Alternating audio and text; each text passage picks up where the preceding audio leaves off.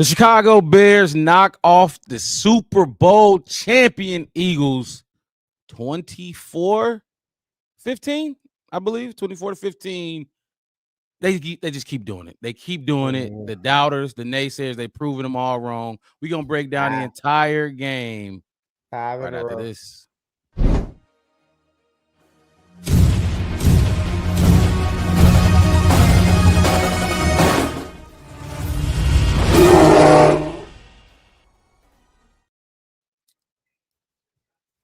All right. Look, fellas, mixed it. You could, I'll unmute you. I had muted you. But look, fellas, 9-3, number one in the division. The Chicago Bears. This is another team that you beat with a winning record, and not just a winning record. This is the Super Bowl champion Eagles. You are now number 2 seed in the NFC conference. Look, if you're tuning in right now to the Black Bear Podcast, hit that like button, subscribe to the channel, the Black Bear Podcast. One word, no spaces. We go live twice a week, people. Twice a week, Wednesday nights, and post-game shows after every single game. This show right here is about to be a good one, an epic one. Love it. I'm your host, Mark Robb, with my co-host in the building, Chef West to the right of me. And the rookie might get a ring in his first season. Yeah, let's get it. Marcus motherfucking mixed it. Look. What up, bro? Grimy, appreciate you jumping in here. Hey, we finna get going. It's finna be a good show. Yes, light up the chat. Light it up. Get in here. TP. Keep the same energy. Y'all have something going. Absolutely. Hey, TP, you see us.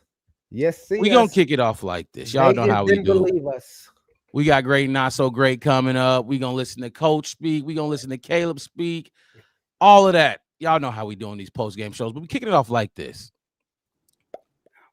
Initial thoughts of this game, and I'm gonna start this one, and I'm gonna go ahead and as you should. I'm gonna mute y'all both for this one.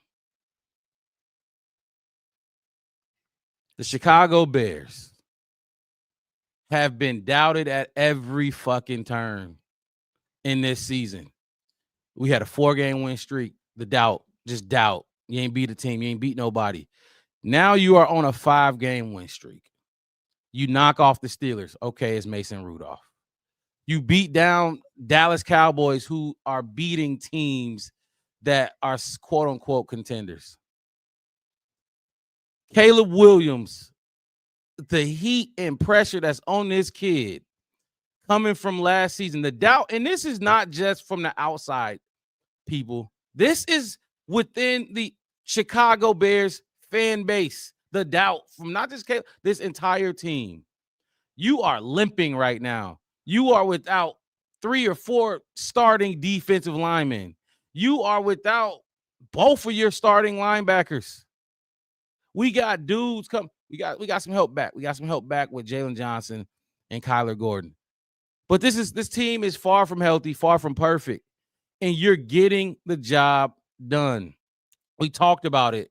We looked at the schedule, the next 5 games. We were talking to some Vikings fans. We looked at the next 5 games, and we sat here and said none of those teams look scary. Just because the namesake, that's all they were going off. Namesake, the Philadelphia Eagles, the name sounds scary. But when you actually watch the football games of these teams, it does not. They don't scare you. They should not scare you. Now, let me say this, and I'm going to take a victory lap here. This is really why I wanted to mute y'all. And please hit the comment, put those comments up. I called this out, and I said it at the beginning of the season, before the season started. Your fucking identity is running the football. I preached it. Yes, Caleb Williams is what he is. He's number 1 overall draft pick. He's a very talented quarterback. You got a lot of weapons out there on the perimeter. You went and paid for this offensive line, this interior of the offensive line, who had a hell of a game. And we're going to praise them all throughout the show. But I said it continuously. Fuck what people want to say about Caleb. Fuck what I got to say about Caleb. The identity of this goddamn football team is running the football. And people who are fans of this show, you know I've been preaching, I've been beating this dead horse. Trench play and running the football. They did it again today against one of the best defensive teams in the league. Ben Johnson, look, I think I said not last week, but the week before that. Ben Johnson, to me, is a better, listen to me, fellas, he is a better head coach than he is an offensive coordinator at this point in time, in my opinion. When we were hiring and interviewing Ben Johnson, everybody was wondering how will he be as a head coach? You know what I mean? Like, yes, he can play call. He can put his face into his play sheet and, call a good football game. But how will you be leading men in this locker room? Dude, when y'all see this post-game locker room celebration, I don't know if y'all seen it yet. It's amazing. It's amazing. But aren't all of them? The identity of this team, not just now, going forward, and I'm going to elaborate a little bit later in the show, run the goddamn football. I know I was blowing y'all fellas' phone up today, but I was not playing. I wasn't fucking around. And as soon as he started to do it, again, boom, again, boom, again, boom, every single time. The Chicago Bears are best when they are running the football. Number 2 seed in the NFC. You just knocked off the Super Bowl champion Eagles. Fellas, and I'm going to let y'all in here. We can start talking Super Bowl. We can start talking fucking Super Bowl. Yes, we did. Yep. That is what I had to say. I just wanted to go on a little rant right there. Give myself a little pat on the back. Oh, y'all can hear me now? Oh, it's the other part. I'm muted. I know I was clicking into the chats for you and just putting everybody up here because we love all of y'all in the chats. Don't believe it. We try to read all y'all, put y'all up here, talk to y'all. Like I said, Mixed It used to be in the chats. Now he at the table. What go ahead, Mixed It. Go ahead, Mixed It.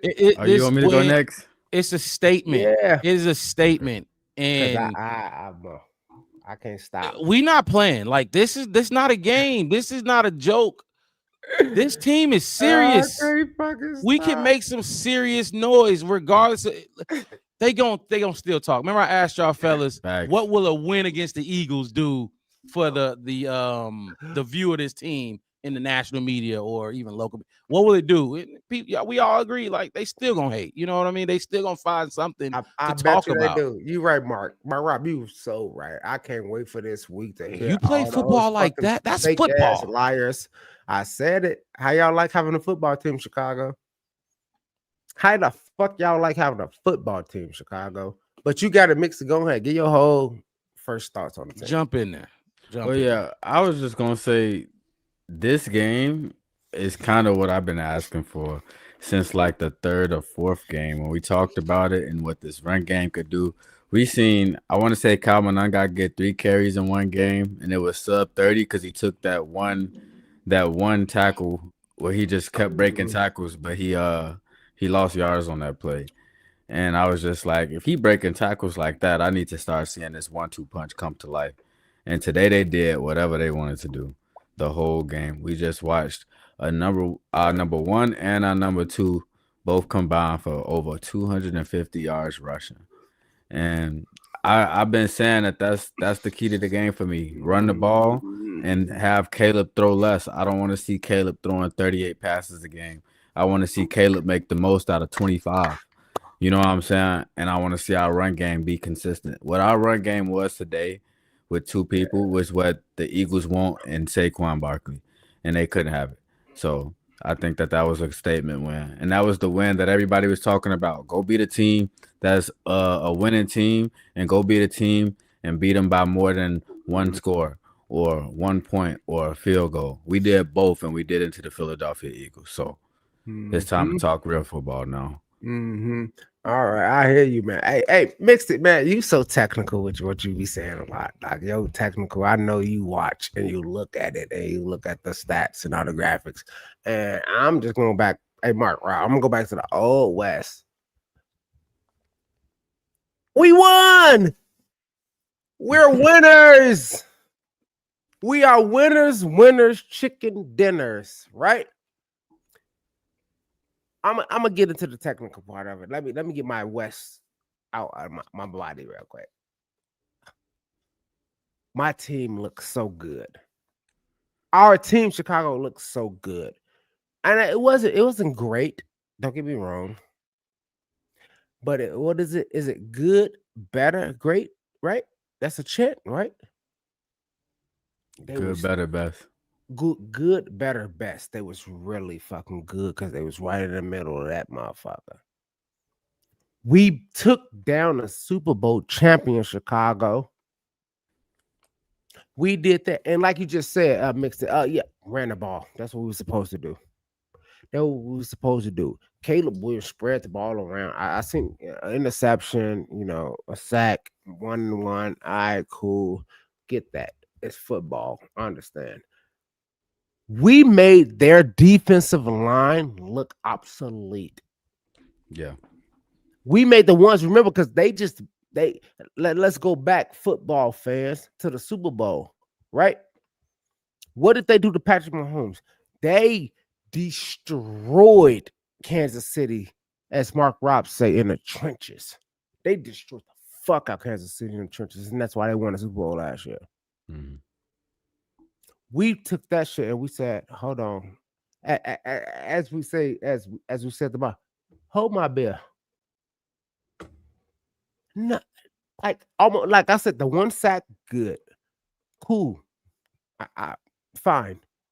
Like, you know what I mean? Like, that's fine. That's football. You know what I mean? Like, I'm not expecting them, that the Super Bowl champions, to not do nothing. But Zach Bond did what?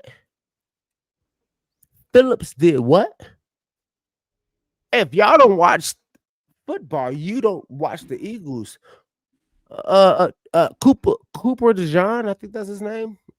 Iowa cornerback did what? Did absolutely fucking almost nothing. Give me some Luther Burden. Give me some Roma Dunze. That's me, 15 all day. Give me some DJ Moore. Give me some 25. Give me some Manungai. Give me some Swift. Y'all talk about Sonic and Knuckles and all that shit. Give me 4. Give me 2-5. I'll put my money on 4 and 2-5. Give me this fucking team. Mark Robb put it in the text. Oh, Ben Johnson. Hey, look, okay. Huh. Can't win every single down. This team went up and stayed up. Right? Remember, everybody questioned Caleb on our team and said, "Oh, well, y'all have 5 games this season. Well, y'all had to come back." We went up on the Super Bowl champions. We stayed up in front of them, and we held them up with no starting linebackers again. Yeah, I think what you just said is a big thing. Like, I think this was the last way that we needed to show that we could win in terms of what people been challenging us as a team. Like, we showed that we can come back and win. We showed that we can win in close games in a dogfight. But everybody been looking for us to have that win where we just go out and kind of have our way with a game, and a team got to be clawing back to beat us, and they don't. Mix it. I think we did it. I think we did it. And I know, like it's still some improvement that could happen. Yeah, and I'm not I gonna say that. texted. Yeah, I know. I texted both of y'all before the game, and I just said, like, man, like, it's the 8-3 Eagles Super Bowl champs versus the 8-3 new regime of the Bears. Like, everybody been questioning us, and like, what other way could you want it, bro? Like, hey, you like gotta you said, go get this one. Hey, Mixer, like you said, Nashawn Wright is no longer called a backup. The Bears are no longer called new regime. We are a contender. Yeah, this team is here in now. the Shield. This is we are fucking contenders. I don't care what. Now, yeah. I don't care. We are here. Knock knock. Guess who's there? Chicago Bears. We're there. I feel like we're there more than the Ravens, the Bills. Like they I think that is called novelty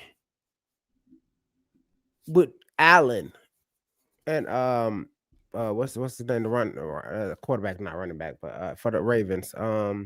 Lamar. Lamar. Novelty shit. I seen this team, and I ain't giving nobody name on the back of their jersey more credit than I give the Chicago Bears entire football team. That includes the coaching staff too. Dan Rochard. They put Dan Rochard on the TV and said, "Look how these motherfuckers." I text you. What did I say? Mix it. I text you. I said, "Move a bitch. Move a bitch out the fucking way." I said that in the first quarter. Move those motherfuckers. They moved them bitch ass niggas out the way. Jalen. All right. Am I wrong? Look, we got some good footage from the locker room. I'm gonna play it right away because it's crazy. Move them. We won your favorite thing, Mark. We won the trenches. Oh, you gotta watch. We won those trenches. Listen to this, people. Can y'all see that? Yeah, I can see it. This is crazy. Yeah, it's crazy. Ben Johnson, locker room. Hell yeah! Man, I'm so proud of you guys. We took a short week. You took no shortcuts. We talked about the team that made more mistakes is going to lose that game. You guys didn't do it. You played your best ball for 60 minutes. Well done. Well done. Well done. All right, hey, there's a number of performances here that we got to talk about, but I'm only going to give out 2 game balls right now, all right? Give me the first one. Listen, this guy really should have had it for the last 3 weeks, and I've been wrong. I've been wrong, all right? But Shawnee,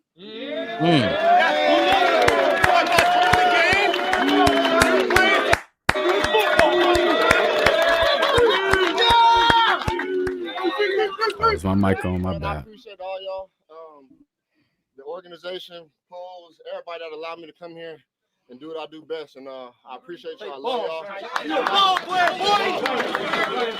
Ball player. And like KB said, this only matter from this point forward. So let's keep it going.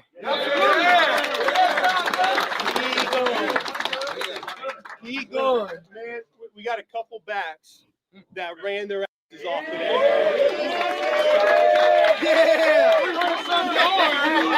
But let me tell you something. It does not get done without this offensive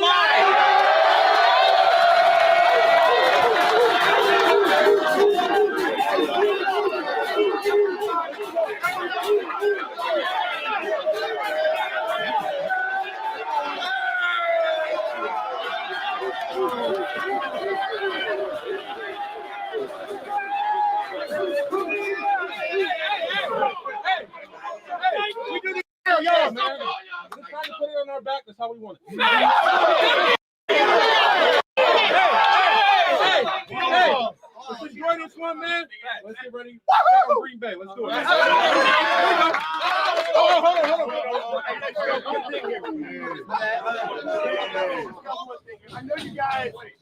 I know you guys are hungry for more, right? It's it. Let me tell you something. The city of Chicago is hungry too.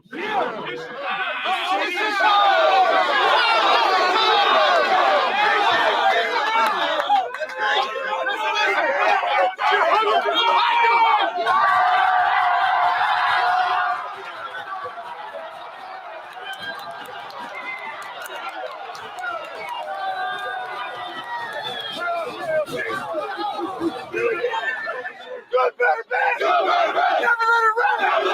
Good gets better. You better get better. Bears on 3. 1, 2, 3. Man, oh man. Look. That's the best one. That's the best one. That's the best one. The city hungry. Yeah. The city is hungry. He said it and he know it. And what'd he say? Free hot dogs. The city hungry right now. We thought we was gonna get it a couple weeks ago, but he didn't do it. He waited. He made us wait on this. I love this team, Mark. I love this team, Marcus. I love this team, bro. So much. I love this Charismatic. coach. I love. Crazy. Said Ben Johnson built different. TP saying, "Man, y'all about to make me mad seeing the coach." I'm sorry. Man. My bad. My bad, folks. It's okay. That's Y'all a hell be of a all right. coach. Ben Y'all be Johnson all for right. president. Look, it's different, fellas. It's a different football Yes, team. You sir. heard what the O-line said. Put it on our back and let us go do it. They Yes, want to move dudes. They don't want to sit back and pass protect all day. They want to get moving and let them throw their weight around. Let them throw that strength around. that's it. Put dudes in the dirt. That's what they want to do. And it's one thing they always say on defense, especially when you're on that defensive line. They say it's time to go hunt. This offensive line, they want to go hunt. They are hunting. They want every play they going out there. They seeking somebody. They trying to go for hits. Like they having fun hitting these guys. Like I love to see it. Definitely. look, My turn. No, you can talk, Mark. no, go ahead. Sherry. If you jump in there. We talking. Oh my God, I can't stand it. It made me so happy. I ain't been this happy. This elated is the word that I say about this team. We it's so good. Like all of it is so good in the sense of, for me, it's not perfect. I get that. A lot of things be better on all three phases. But what I do have to say about this is such a fucking good, such a freaking, because somebody told me to watch my language. This is such a football focused team. Okay, well, football not things. that language. You know the language that we was talking about. Yeah, I know. Somebody said it in the comments. I know. But my whole thing is this is such a football focused team. This is such a like, okay, last down, fine, cool. Caleb, we threw the ball in the dirt, and then he go through a fucking touchdown to the tight end. Like, oh, all right, cool. 11 beat us again. Fine. All right, cool. Then we go get an interception. Like, okay, cool. Y'all want to do this? I bet that. You hit me in the face. All right, cool. I have another left hand, right hand for you. Like, you know what I mean? Like, right, yeah. This team, I don't even think. Hey, Mark Rowe, honestly, and mixed it. I remember last year you came in, but Mark Rowe, I can tell you this much: I didn't feel like this was a fucking team last year. This is just people. We knew we they had put numbers on their chest. Coaching accountability. You know what I mean? Somebody that's gonna bench Braxton Jones ass or bench OZ when you drop 5 fucking. Somebody who's gonna hold these players accountable. And put a fire under them to make them play better. Yes, and I said it. I said it last year. This for you right here. What's that for me? Boys said, Wes, what's up, big cuz? Bear down. Bear down. No, you don't recognize it? Oh, that's Melvin. That's my dog. That's my mother. That's my dude. We work together. We do installs and work, and we fix air conditioners, refrigeration. If you need it, call us. I'm just fucking with you because y'all live somewhere else. But if you do live in Arizona and you do need air conditioner or refrigeration, call me. Fix that shit. I get that shit done. Just like the Bears got that shit done today. Got it done, man. Got that shit done today. And like I said, I saw y'all, and you know me, Mark Robb. I never really text back and forth in the game text. Oh no, there wasn't no back and forth. It was you know me again. You're plentiful, brother. I wanted to let it be known because what he started doing again, and he started doing it in that 10-9 blew up to 17-9. Then it blew up to 24 or whatever the fuck they had. But keep going. But this team, and I'm gonna say this, and I want y'all to know, and Mark Rob, we said this, and we told them when those other fans, those Giant fans, those Viking fans, and everybody tried to come on the podcast or co-cast with us, and we said, all right, cool, your number one is really, really good. But what happens after that? After that, nothing. Did you see our after that's? DeMarco Jackson.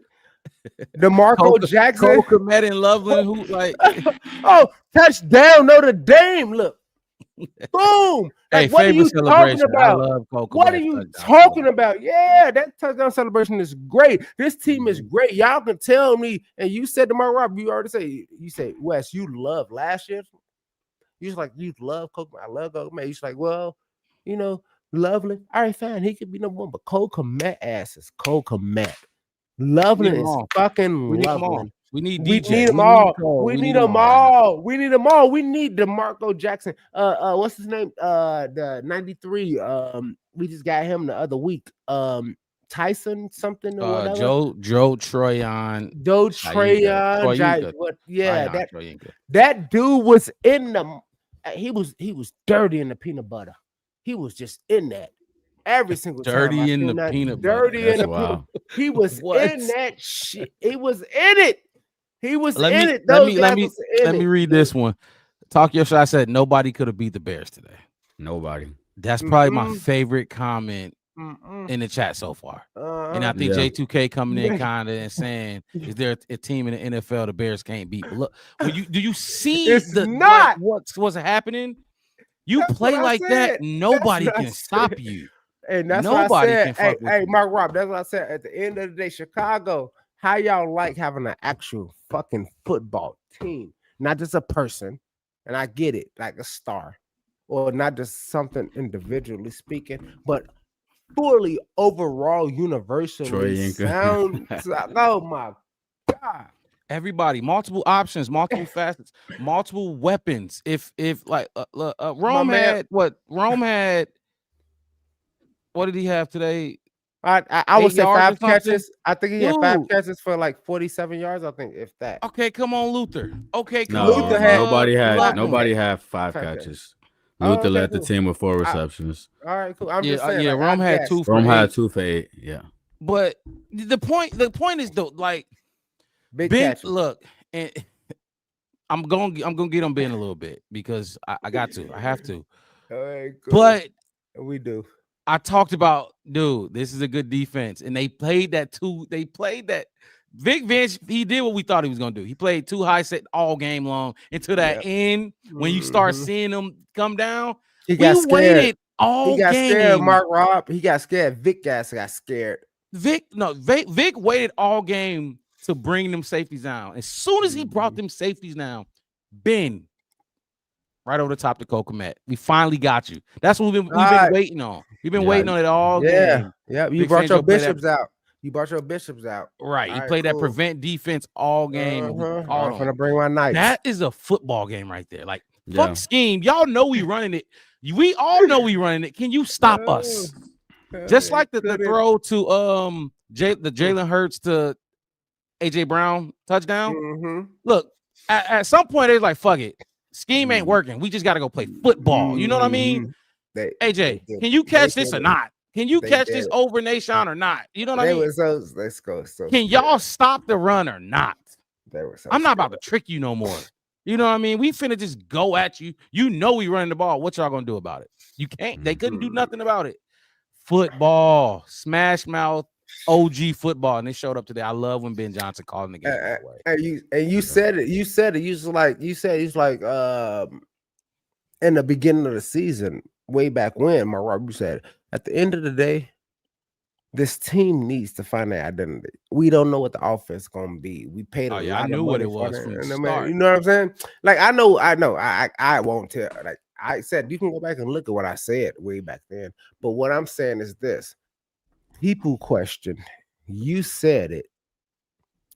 What are y'all gonna do? What is your identity, Chicago? Are you really gonna focus on Caleb just throwing 4,000 yards and that's what you satisfied? You want us to go 1-16, but Caleb threw 4,200 yards with 35 touchdowns and we won in 17? Or are we gonna, like we said, Mariah, remember we played Ben Johnson walking into the cafeteria and he told the cafeteria workers, you got to be better for this team. He told the janitors, you got to be better for this team. He told everybody at Hallis Hall, y'all have to be better for everybody that put a number on their chest. Right. And we said, I like it. Right? We said, that's good. People told us, he ain't going to be nothing. They ain't going to be nothing. Caleb ain't going to be nothing. Rome, he's not the best one. These people, everybody said everything about everybody outside of our shit, right? And we went toe to toe and we said, hey, look, I looked at it a little bit. I I'll take my head coach against your head coach any fucking day. I'm gonna take my defensive coordinator against your defensive coach. I'll take my special teams head coach. I'll take my training staff. I will take Hallis Hall against your whatever it's called any day. Right now. And my whole thing is this: we told those guys because we co-cast against Vikings fans, Giants fans, who told me, "Oh, neighbors, all right, cool. Oh, yeah, well, Ben Johnson not gonna do this. Okay, cool. This, that, and the third." And I watched this team, and I just sat. I ain't even gonna lie, y'all. I just sat there and I'm like, "Shut the fuck up." I was surprised, Chicago Bears fans, at watching my team go out there and fucking play real football on every phase and everything that they did today. I'm like, y'all didn't go. Y'all, can Bayard, you just got that? Let me see again. Let me see the play. Oh my gosh, Bayard, dude. You see what I'm saying, Mark? I'm like, oh, you know they won a Super Bowl last year. Did y'all know that, Chicago? They won a Super Bowl last year. Jalen Hurts is on my fucking fantasy team.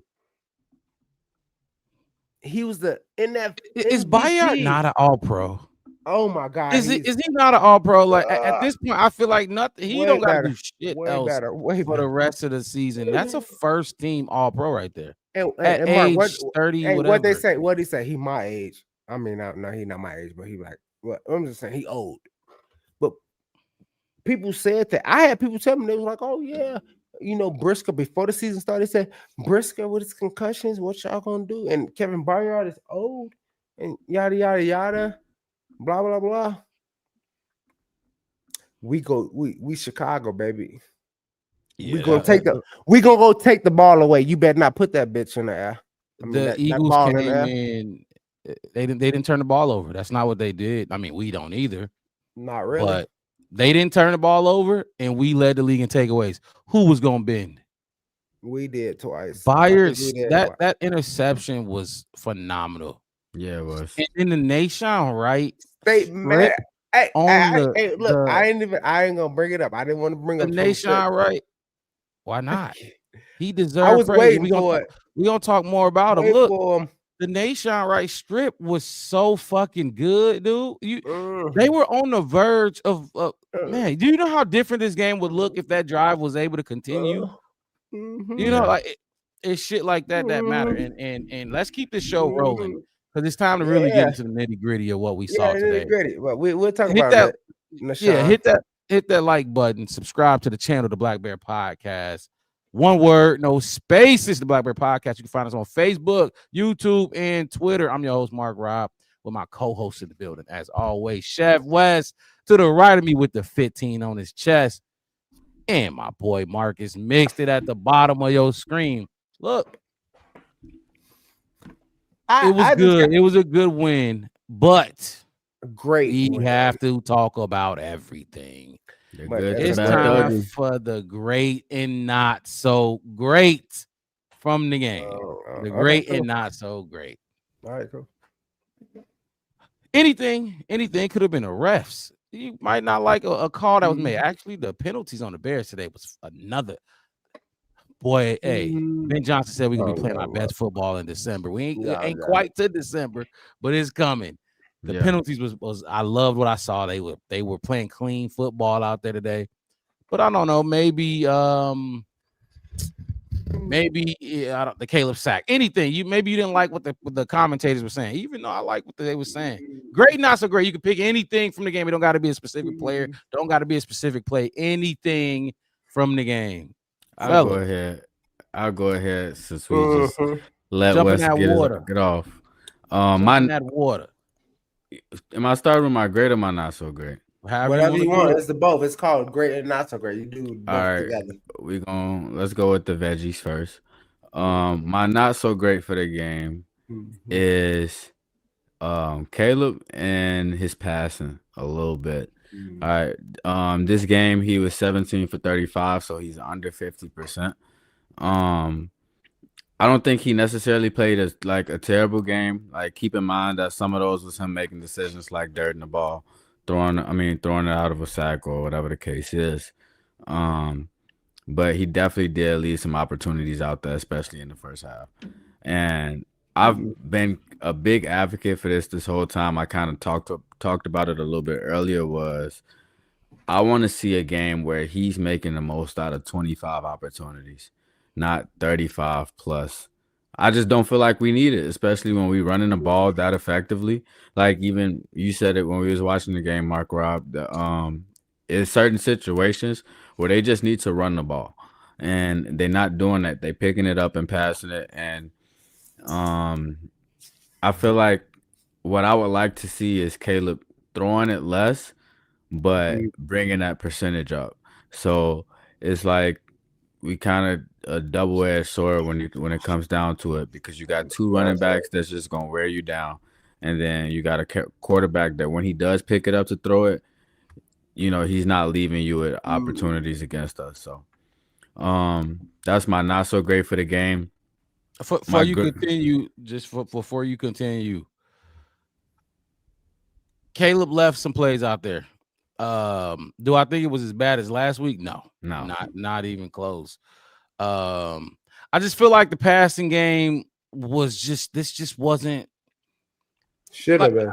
Like it was windy. It was hard to throw the ball. The wind was crazy, but Caleb's arm can shred through that wind for sure. Yeah. But like when Caleb, like I said in the chat, when Caleb was on point, somebody would slip. When the wide receiver would win early, roam, Caleb would either miss it or not see it. You know what I mean? It was just like that they weren't on the same page, which we kind of been seeing all year. But yeah, Caleb definitely missed some. I think the one to DJ did a corner route, and it was kind of like it was inside. DJ beat his man too, and it was off target. Like I said, I don't think it was as bad as last week, but it definitely could have been better. It was plays left out on the field. That's another reason why I was just like, all right, bro. At one point, 8.8 per carry for Swift. Like, what are we doing? But it's Ben Johnson, so he got to do his thing. Wes, you got any thoughts on his not so great before he move on? No, I don't got nothing. Y'all, everybody's good. Everything's good. Happy Turkey Day to people who I didn't say that to. I'm thankful for all y'all, actually. But yeah, what's your great? Oh, my great? No. I don't get you started. Go, Mark. Relax. You gotta Relax. Great. Can you see me? You see me? My great was Ben Johnson. I thought his play calling today, especially in the run game, just like to stick with it, and especially in the second half, and just kind of keep wearing on him. I thought that was big. Like we was just talking about, I think it was last week against the Steelers, we had 18 straight pass plays or something like that.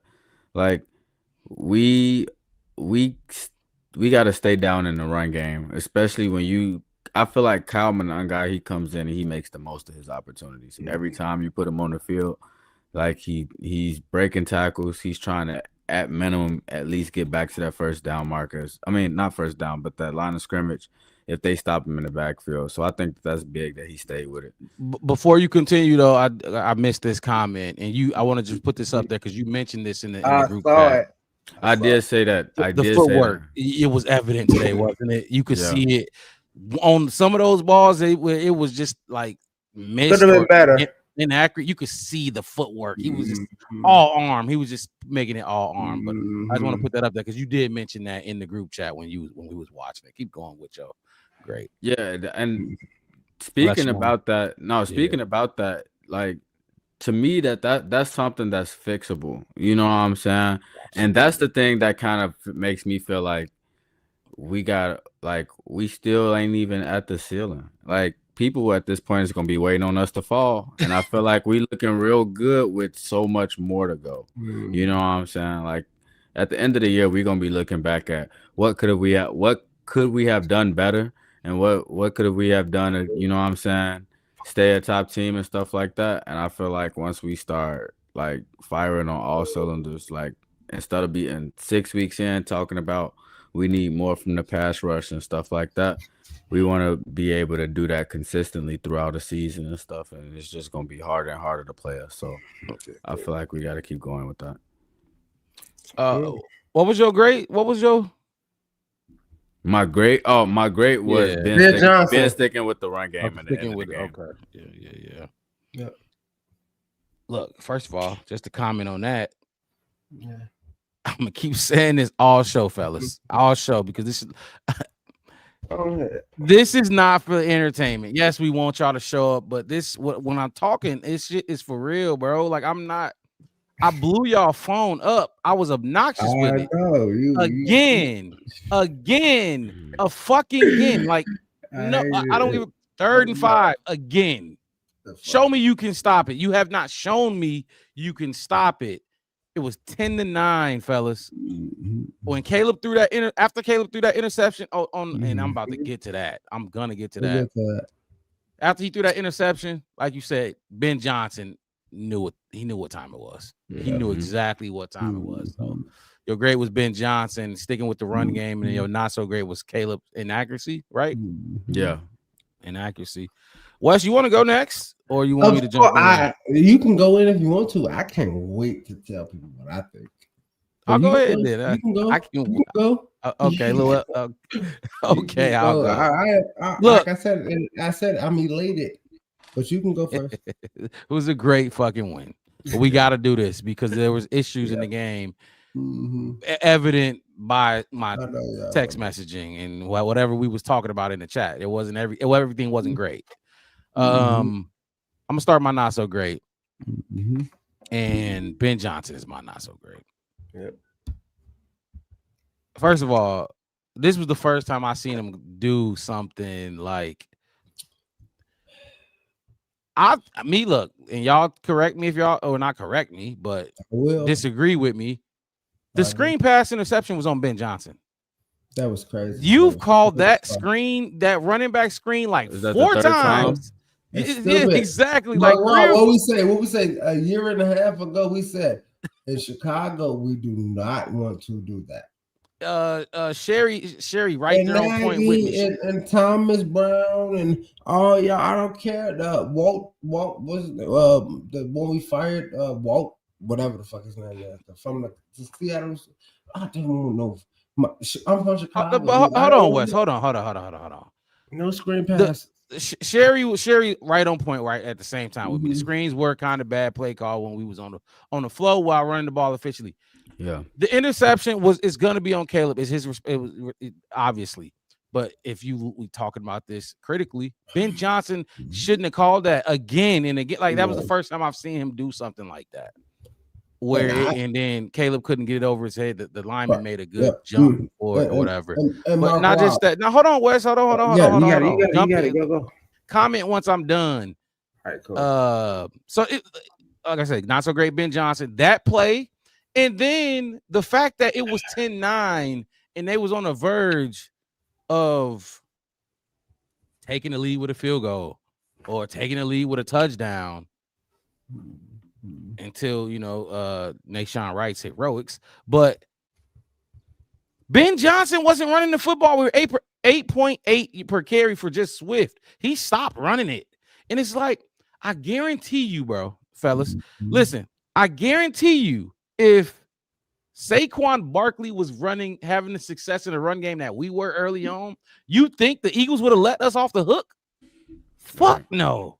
No. They would have imposed their will on us early on in the first half of that game because our run game didn't stop. Like there was no point in time where it was like it seemed like okay, they're stopping the run game a little bit. Let's try something different. At no point in that game did I feel like we should have. Shit, what did they have? 22 carries for Monungai, 18 for Swift. They should have 25 apiece, 30 apiece. The way that goddamn game was 40 carries, Chicago. Not to mention, you didn't want to kick field goals because obviously the win was a factor. You know what I mean? So, right. We've seen other games where they've combined for 20 carries. They've combined for 20 carries. Man, 20 apiece this game almost. Damn, I want to reiterate this to the people that's watching. Ben Johnson, he called a good game overall. He had answers for Vic Fangio. It's a dog over there calling defense over there. I know my good and great is really, really simple. You're gonna get to you. You let me go first. We're gonna get to you. But there was some not so great moments that kept this game closer than it should have been, especially when we dominated the time of possession. That's my not so great. Ben Johnson's just play calling at earlier on in the game. How about that? I'll say early play calling that kept the game close going into halftime. My great Nahshon Wright. Nahshon Of course he is. Nahshon Wright. Look, I fucking told y'all. I said we talked about it. We talked about it. We did I cut it up and released the video out by itself. I know. When Jalen Johnson gets back, who is going to the bench? Who's going to the bench? Nahshon or Tyreek? I said Nahshon's, going. That's Tyreek's spot. I told y'all though. Yeah. Let Nahshon get an interception this game. Just show me one more time. Just show me one more time. He didn't get an interception. Hey, no, hold on, West. No, I was gonna say he did it 2 weeks in a row for the mark. I wanted one more. One more. Just show me one. Okay, now you got my attention. Now show me. Now that you got my attention, you're not just gonna fall back to the wayside. Well, you know what I mean. He went and got I think that takeaway was bigger than Byard's. I think when we got Byard's takeaway, we went 3 and out. It was deflating. That on the tush push, the staple of the Eagles, it was fantastic. Nahshon Wright. Now, and I don't even care. He was getting his ass snagged on. AJ Brown was snagging on his head. But that's AJ Brown. Nahshon Wright is my great because that man, and I think he was one of our leading tacklers, like top 3 on the team as well. So I think that was one of the biggest moments of the game. Nahshon Wright, that get my great. Now, fellas, what y'all think? Go ahead. Or Wes, you could go if y'all don't got no thoughts on my great. Oh, I don't have nothing. Am I unmuted now? You can hear me? Yes. I don't have really much to say about what you said. There's really no holes to point a poke and I'm with you now. On this win, you know what I mean? Stevenson on the bench. I'm doing it. All right, cool, good. You saw who started at left tackle. Yeah, I know. And my you gotta ride that hot hand. It's nothing to poke in yours. I'm thinking about what you said and how we played. It's not really nothing I can poke. I don't like splitting hairs. Mark Rob, you know I don't like splitting hairs. You gotta come closer to your mic. We can't really hear you. It's kind of there you go. It's I don't want to split hairs. But I feel like I like everything that you said. Like I really do. Don't know. Hey, look, I'm finna get into that when I get my AC. We're not trying to push 29 out the door. You got to remember, 29 is. I think he's in a contract year, right? Like he has to get paid, or did he get one more year? Do y'all know? I think he got to get paid this year. I'm gonna look it up right now. Okay. Yeah, please look that up real quick because I got a feeling we're gonna keep talking about Tyreek. And like I said, I have no really holes to push and poke in what you said, my Rob. But take it away. What's your great and not so give great? My great and not so great. You know what my not so great is? I'm finna tell y'all Bears fans about my not so great. Absolutely fucking nothing. I'm not giving this Chicago Bears team not so great. Let's say they could be better. Got one more year. Could be better. Yeah, sure. We could do some stuff. We can clean some shit up. They won a Super Bowl. That team won a fucking Super Bowl. And we sat they ass down. That's when I get it. And I get it. we could have did this better and this better and this better. And like, I get it. Your team, Chicago, could way be better. But guess what, Chicago? You got a fucking actual football team with an actual football coach and a fucking football staff who knows what they want to do and implore they will on every Sunday, Thursday, Friday, or whenever we have to play a fucking down. That's what I saw today. I sat there and I literally just watched, like, and y'all know me, like I won't run with Doomsday to have fucking 200 yards every fucking week. Don't get me wrong, that's my favorite player. But I watched my team, the Chicago Bears, and I sat back and I watched my head coach and I watched him do, and I watched my defensive coordinator Dennis Allen, and I'm like, damn, you ain't got no linebackers again, Dennis Allen. Look at DeMarco doing DeMarco shit.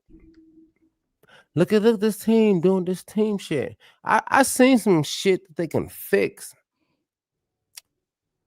But overall, I if y'all gonna be mad at me for saying this shit, that was literally the best football team that ever played a game this year in the National Football League. I don't care. You call my kicker what? Yep, he made it. He did what he did. My punter what? All right, cool. My special teams. Like my defense. You know what I'm saying? You see what I'm saying? Like my offense. Now, if you want to go in and be like, well, Caleb missed that guy on that throw and this and that, all right, cool. Yeah, well, Manung guy could have hit that hole, or Swift could have hit that hole, or the linebacker could have this. How many penalties we have today, guys? You want me to tell you for real? Yeah, tell me for real, because I know. If you don't be asking rhetorical questions, go get through your take.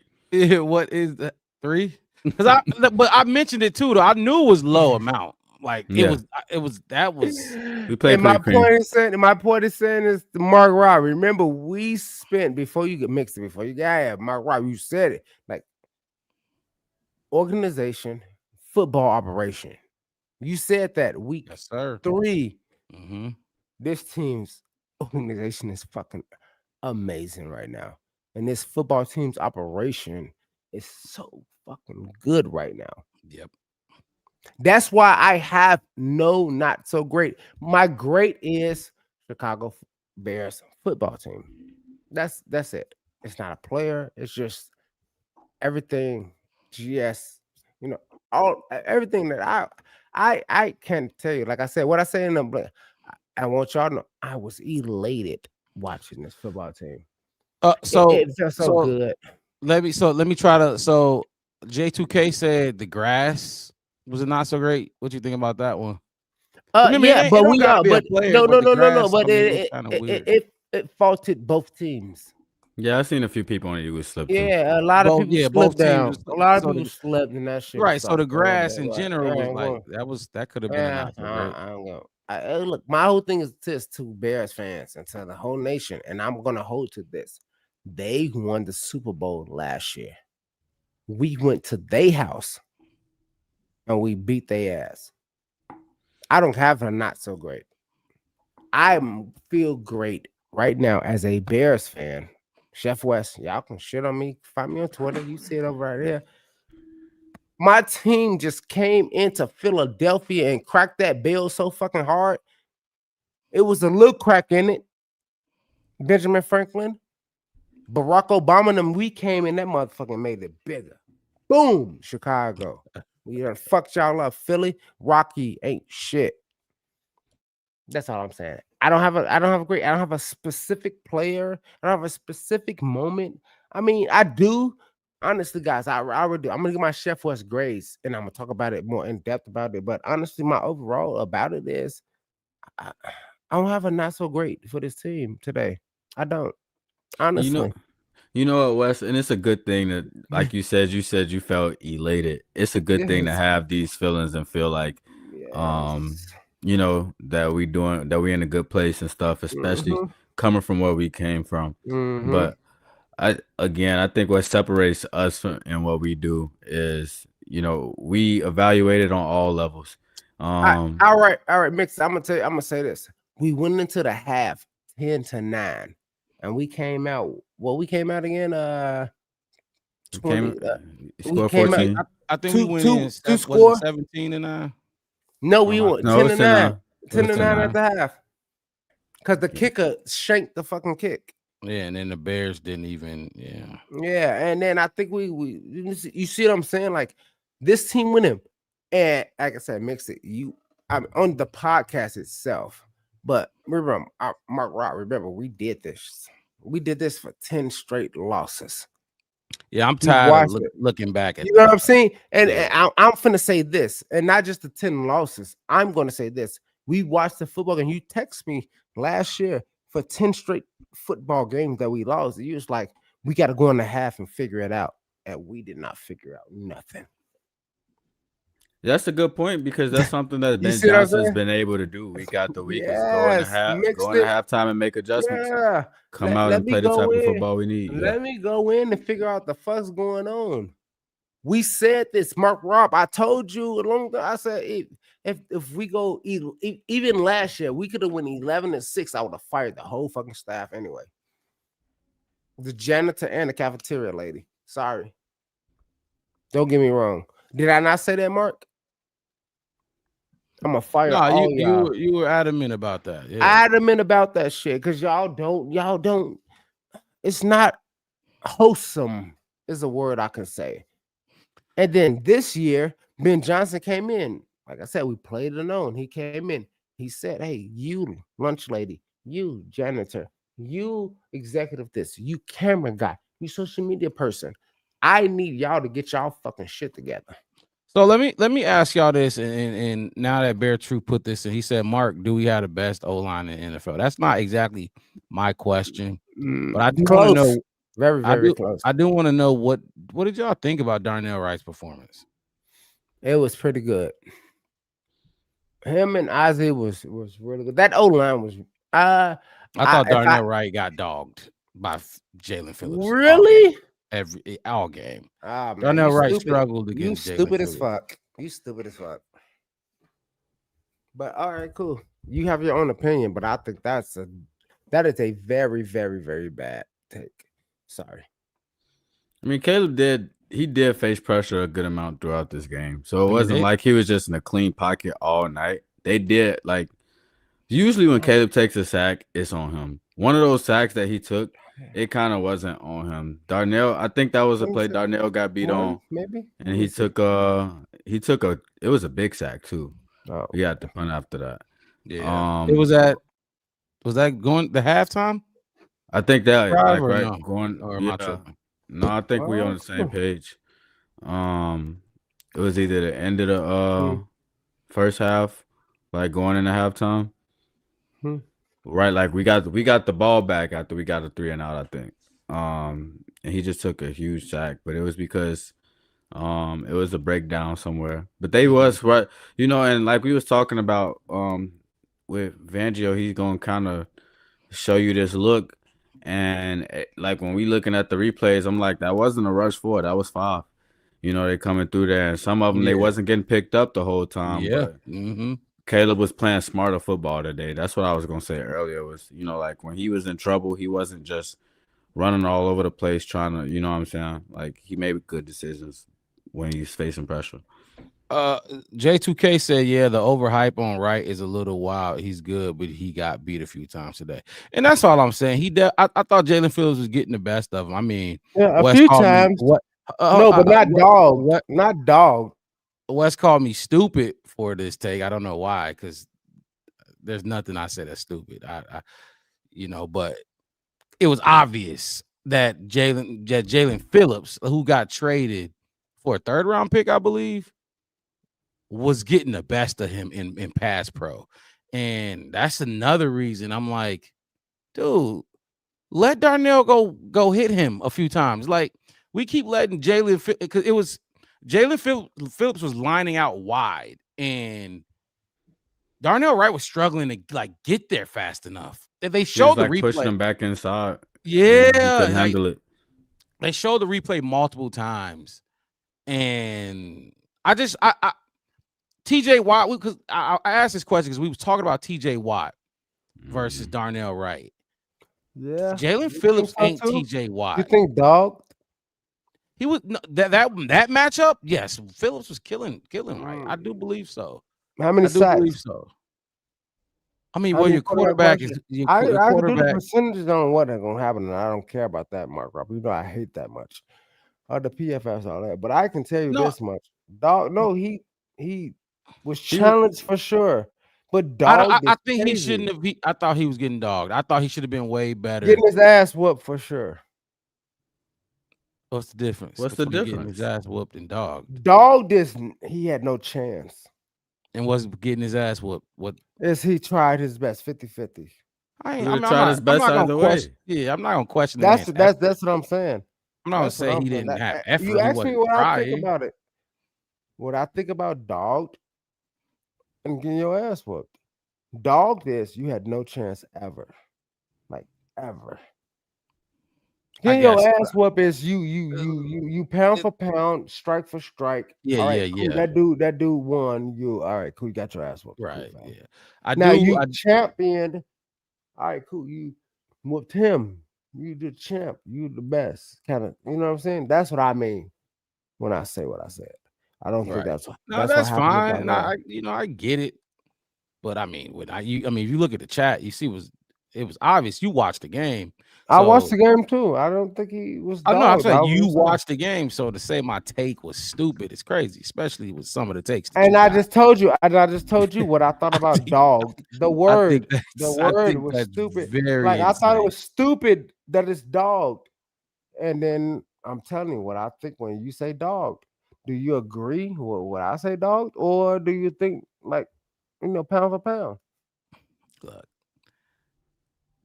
All I know is your takes better be on point. I'm always on point. Or this, I stay on point. I'm never dogged on this podcast. Because stupid is crazy. But look, I got a question for y'all. Mm-hmm. What's up? So our top three pass catches today. Cole Kmet, he had 3 for 36 on 3 targets. Notre Dame. Luther Burden, 4 for 32. No, 4 for 33 on 6 targets. Show me state. Colston Loveland, 3 for 28 on 6 targets. Cole Kmet was the only one that caught a touchdown pass today. Mm-hmm. Who out of those 3 were y'all favorite pass catchers on this game? You can go first because Mark Rob. You can tell him what's my favorite person. Not out of those person, but out of those three, out of the top 3. Out of those 3, I heard what you said. Mark Rob can tell you who's my favorite person. So we got Loveland, Burden, and who was the other guy? And Cole Kmet. Mark Rob, tell him who my favorite catcher. I want to say this is a good question because they all were valuable in their own right. I want to say Loveland because of the hands, but I want to say Burden because he contributed more to the overall, you know what I mean? Mm-hmm. But Cole Kmet, pay dirt. So I can't. I'm going Cole Kmet. That touchdown was huge. I'm going Cole Kmet. So I mean, Wes, you can answer. You know I'm going. You said it already. I don't want to spend these people's time and make it mad. Y'all know it. Mark Rob, we debated it a million times, and Cole Kmet is my guy. That's my tight end. I love him too. They both are my tight end, but I stand by Notre Dame constantly. I stood by him last season. I was elated to watch him get a touchdown and do the baseball celebration. I jumped up, and if anybody was in front of me, they would have got punched in the fucking face. Wow, when I did that. Because he got a touchdown. Remember last year, he was 50 for 51 on catches. It's fine. It's okay. But my whole thing is, my bad. Mixed it. I'm going to be simple about it. It's Cole Kmet. Sorry. Cole Kmet from West, Cole Kmet from me. Who you got? I'm gonna be honest. I was impressed a little bit more about what Colston Loveland's catches. They both had 3. Cole Kmet, he did put the one in the end zone on that floater. That was, to me, that was really more of a better decision from Caleb because you could tell he wasn't the number 1 read on that play. Swift on that flat was really caught on that bootleg was kind of who he was supposed to go to, but he seen the opening, he took it. Cole Kmet made a good catch, but Colston Loveland, when we need a first down, we know who we going to, and we know he got the hands to make it. We know he gonna get them feet down. So I appreciated seeing that. Even off the one off the slip, I don't know who was guarding him, but they slipped and he toe tapped it on the sideline, kept the drive going. That's gonna be big. That's big time. When it's a big spot, Colston Loveland is catching those balls. So who said that? Which Nacho. Nacho. It's fine. I am not. You know what? I'm not even gonna get in with you with the Nacho talking about that. Colston Loveland is wide receiver 1. I'm gonna tell you. I mean, Colston's he's just hot right now. But that's what I was trying to talk about earlier. But he said Colston Loveland is wide receiver 1. All right, bro. Yeah, he said most consistent receiver for Caleb, but right, you know how it goes. It's recency bias. Hey, but Mark Rob, though, I can say this. I can go back to last season and remember when we was on the loser streak, and I said, why are we not throwing a ball to fucking Cole Kmet? And when he was like 54 for 57. Well, you know, with like 4 touchdowns. You know what I mean? You know what I mean? I'm just saying. You see what I'm saying? Like, I could justify that, but to say that that dude just got here. Colston is right now from what we doing, because he wasn't. The thing is, Nacho couldn't say this at the first 6 games. You know what I mean? When Rome was lighting it up. You know what I'm saying? That's all I'm saying. Just it's being recency bias. A lot of fans do that. Remember, we were just talking about Rome scoring in 5 straight games and the first wide receiver to do this. Yeah, I remember the first 7 weeks when Rome was fucking everybody up. Yeah, so like, right, you know what I'm saying? Before neighbors got injured, him and Rome was fucking fist for fist kind of thing. You know what I'm saying? Right. I'm just saying, like, don't get too upset with Nacho. Like, I'm not too upset. I just want to remind Nacho that 85 was what did last year he was. I think it was 50, and I'm not guaranteeing, but I think he was like 57 for like 62 with like 5 touchdowns. And he was our lone snapper. Yeah, he was doing a lot for us. Yeah. You remember, Mark? That's what I'm saying. That's why when people say that kind of stuff, I'm like, oh, okay, cool. You just wanna make me mad. All right, fine. It's not a bad take though. Like, if you go look at the numbers that he put up, Colston Loveland is not dropping that many passes. In fact, he's probably got the highest catch percentage on the team. So no, he don't. It's actually Luther Burton, but yeah, he's close. He's second actually. But my whole thing is this: mixed it. Last year, it was Kmet, and it was actually what's the old ass dude name? Charger guy, Keenan Allen. It was Keenan Allen and Nicole Kmet, who was the most accurate when targeted on any pass that they got. I just want them to know that, like, that ain't it. Yeah, we ain't got to keep digging back into last year, bro. So look, we got football. We got Ben Johnson. We got to get to Ben Johnson. We still got to get to Caleb Williams as well. Hit that like button, people.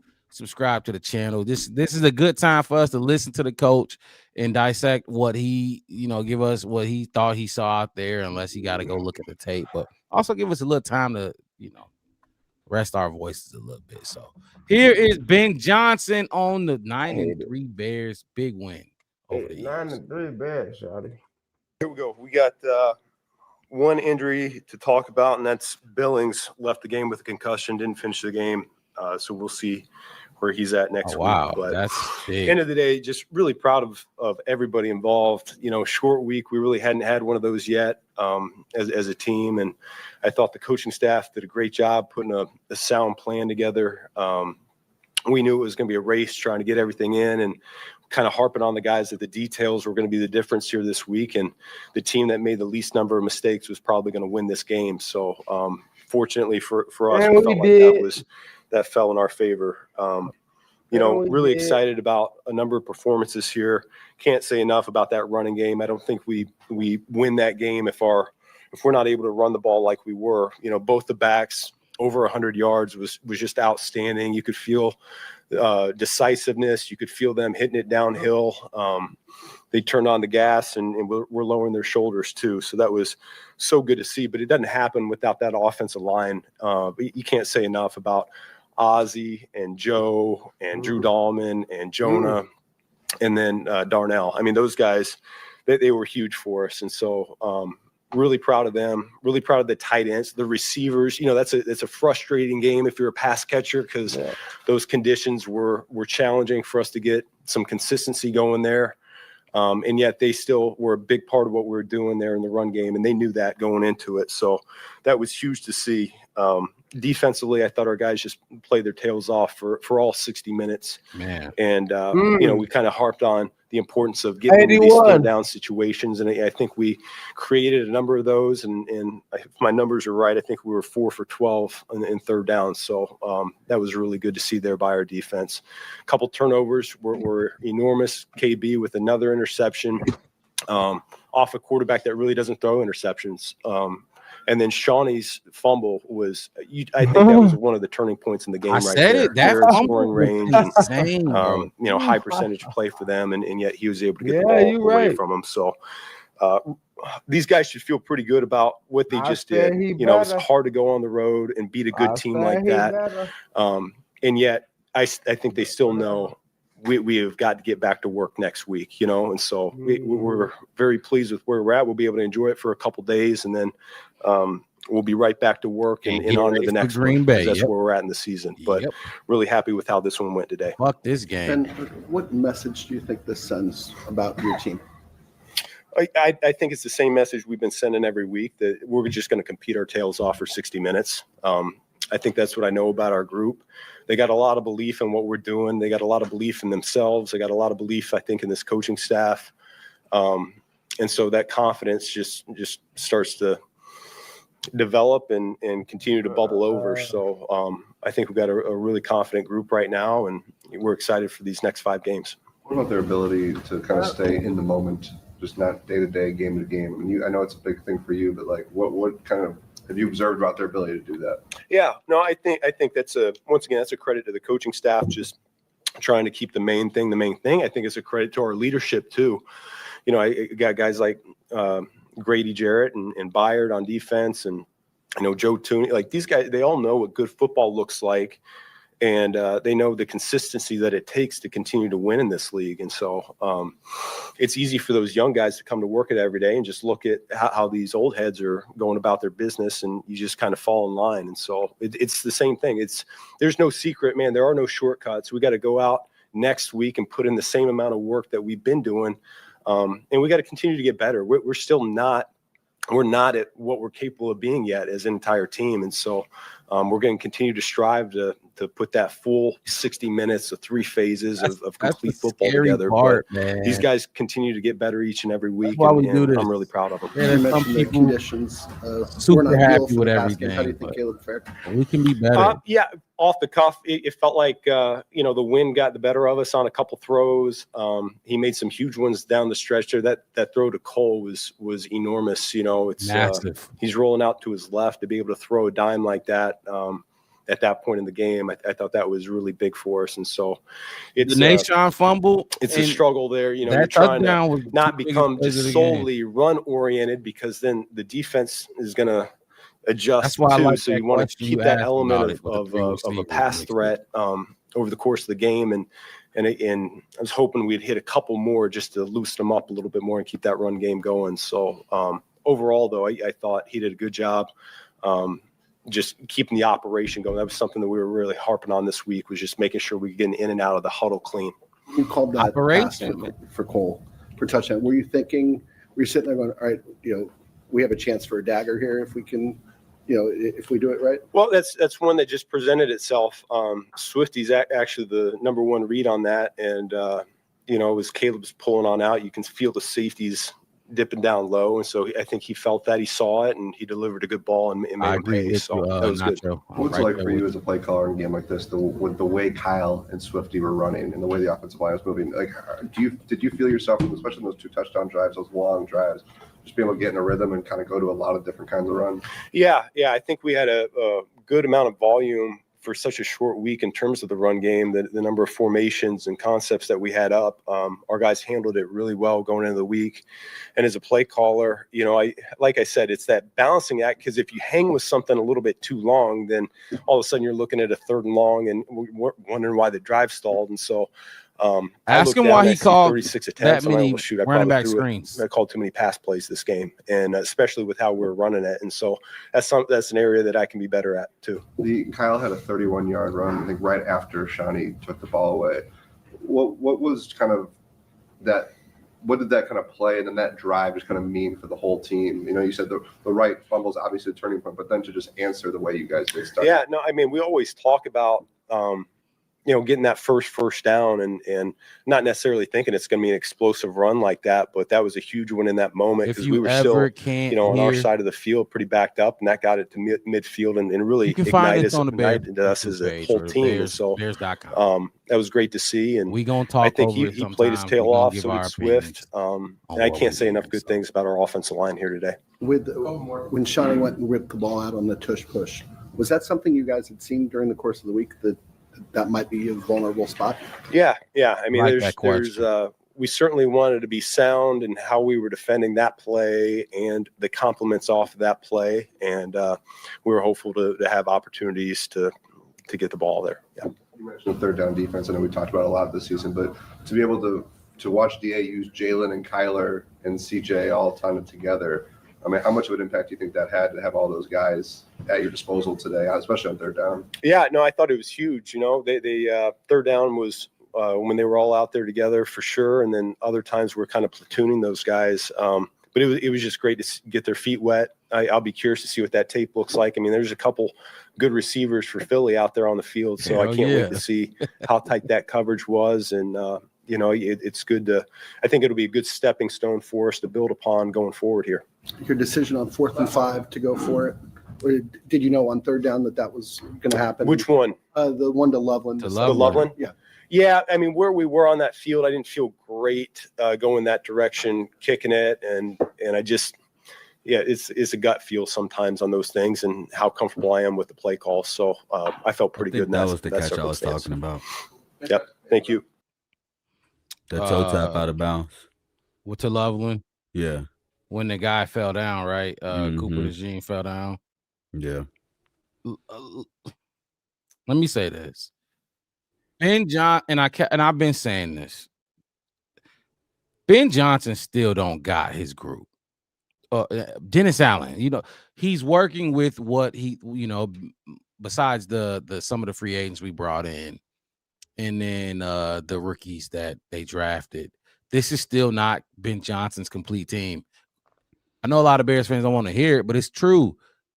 Some of these dudes that we come to love is not going to be here in the next 3 or 4 years. You know what I mean? I ain't going to say 4. I ain't going to go that far. 2 or 3 years. When Ben Johnson puts his stamp on what he wants and Dennis Allen put his stamp on the players he want on his team, I mean, some of the guys that we been watching ain't going to be here. That is another positive. Like this, he's still working with pieces that were just here that he just got to make do with right now. Another thing is this team, they're not satisfied. And you can hear it from Ben Johnson. You can hear it in his tone of voice when he talks about this. They're not satisfied by any means of the conversation. He knows that give them some more time. Not this year. I would be interested to know exactly how far Ben Johnson thinks we can. You'll never get the answer, obviously, but just like how far he really think this team can go this year. And me personally, first of all, you've seen it. J2K was saying in the chat. I think Talk Your Shot was saying in the chat. At some points, sometimes there's not a team in this league that we can't beat. You know what I mean? We're number 2 seed, mixed it. The Eagles was supposed to be that team that we couldn't beat on our schedule. That was supposed to be a guaranteed loss for us in our last 6, and we just beat them. So it's like, again, who can't we go up against? You know, it's like, to be honest with you, like even in the 3 games that we did lose, minus the Lions game, because the Lions, they did their thing, but it's like the other games we beat ourselves. The Vikings week 1, we beat ourselves. You know what I'm saying? Even the Ravens game, remember, we were down 13-16, and Caleb threw probably his worst interception of his career. Backed up when we were backed up, and it like that interception he threw to Wiggins or Hobbs, whatever his name is, Nate something. That was probably Caleb's worst interception of his career. So, like you said, we were shooting ourselves in the foot that game. But even that game on defense, we only had Nashawn out there. We didn't even have Tyreek that game. You know what I mean? So this thing is really still coming together. They got some decisions to make in the offseason. Yeah. I don't think they let Nashawn right out the door. I think I texted y'all and said Nashawn need to get paid. Like it's time to go ahead, and like the proof is in the pudding at this point. Like he just fits what Dennis Allen likes to be able to do. Yes, sir. He's long, he's not scared to go attack the ball. He'll mix it up with you. Like he might give up a play or two or whatever, but he's gonna be that guy that's in the mix. He got a good nose for the football, and he's always around it, trying to sniff it out. So, like you said, he gonna give a player too. He will get jumped. They will jump on his head. They will snap. He's giving up some plays. Like the touchdown to AJ Brown. It was a good catch by AJ. He could AJ's good. You know what I mean? Yeah. Like he get paid a lot of money for a reason. Remember the Bengals game, the T. Higgins one? It was when he caught and went into the end zone as well. J2K coming in and he asking, can we afford right? I believe that's another thing. He's probably gonna have teams trying to pay him. You know what I mean? He's probably gonna have some teams trying to give him some money. And I said it last week. Bayard needs a contract now, like right now. You need to sign him. And they should have a young safety. Hopefully they draft one, a young safety behind Bayard learning. That would be great for this season. Bayard is having to have a young bull behind him, just learning. And obviously you're not playing, but picking his brain, watching how he worked, his mentality. We don't have that right now, but I really wish we did have that right I feel like if they keep Nashawn right, it'll be Zay Frazier going back there. Because somebody made who is the J2K that said Bayard and Brisker are free agents after this year. Probably not both of them. One of them, and if I'm leaning which one I'm keeping, I'm thinking that they're gonna probably keep Bayard, especially he already knows like he's year to year at this point. Like he's already said it publicly in the media. Jaquan injury prone, stuff like that. I think that young body is gonna be Zay Frazier going in the back because he got safety experience already, and Nashawn, he's gonna stay on the outside. Like he's not getting moved from that spot if he stays. And even if we're gonna talk about Brisker, I believe Brisker, like look, obviously, if another team comes and throw the brink trucks at one of these dudes, we probably gonna lose them. You know what I mean? Ryan Poles, J2K saying we got $2 million in cap space, need to restructure some. Yeah, it's definitely coming. That's definitely coming. Yeah, but it's the salary cap. You can make it work. You know what I mean? You can manipulate the cap to make shit like this work. Now, going out and bringing in a whole new guy for 100, obviously that won't be, something like that won't be feasible. But you can make it work. You can make it's the salary cap. There's a lot of dudes, smart dudes in that building, men and women, who get paid a lot of money to make this shit work. You know what I mean? So I think they can make it work. If they wanted to keep these dudes, they could figure something out.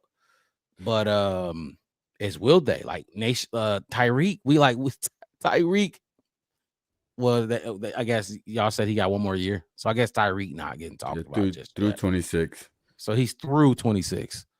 That's nice. That's good. That is good. You can. I don't think Nashawn going nowhere regardless. I think they keeping him. Like you said, Zay Frazier, they the same type of player when they like those long cornerbacks that can those long physical cornerbacks, and Zay Frazier and Nashawn Wright, they fit that mold. Kind of like Dennis Allen likes those bigger edge rushers like Montez Sweat, Dio Adangbo. That was a big reason he came. The size that he got to play the edge. Exactly. But you wanna you ready? Go ahead. What you got? I was gonna say, how did you feel like so we seen both Kyler and JJ come back today? How did you feel seeing them on the field? Well, JJ got shook up. Got shook up by you said he's gonna bite on the double moves. Yeah. What was the worst? Devontae Smith. He got shook up about Devontae Smith. You know, it's gonna happen, especially your first game back. I thought they played well. I did too.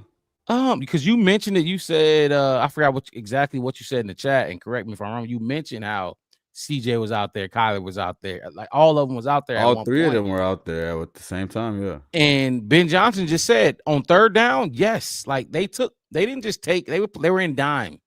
They didn't just take, they weren't just in nickel. They didn't just take, they were in nickel all game. If they weren't in dime, they was in nickel. So, but they ended up taking either DeMarco Jackson or Amen. They took one of them out the game and put Kyler in there too. So now you got both your nickel cornerbacks out on the field with Jalen Johnson. I thought they played well for their first game back. Devontae Smith and AJ Brown. Like, look, I get it. Philly got some issues going on. I don't know, some drama, some identity problems. But I asked y'all last week, Mixed It. I never thought Jalen Hurts, that's not what they do. You know what I mean? They it's an option if they figure it out. They need to go to that, but that's not what they do. AJ Brown and Devontae Smith, they're good wide receivers. I thought Jalen Johnson and Kyler Gordon came in and did exactly what they needed to do. They didn't blow nobody away. You know what I mean? But they weren't liabilities on the field by any means. So I liked it. Get the feet wet and keep CJ on the field because you need him on the field. Now Tyreek might come back next week, and I'm with Nashawn. I don't know where you stand with it, but I'm with Nashawn now. So I think you said it earlier. Let's ride the high hand.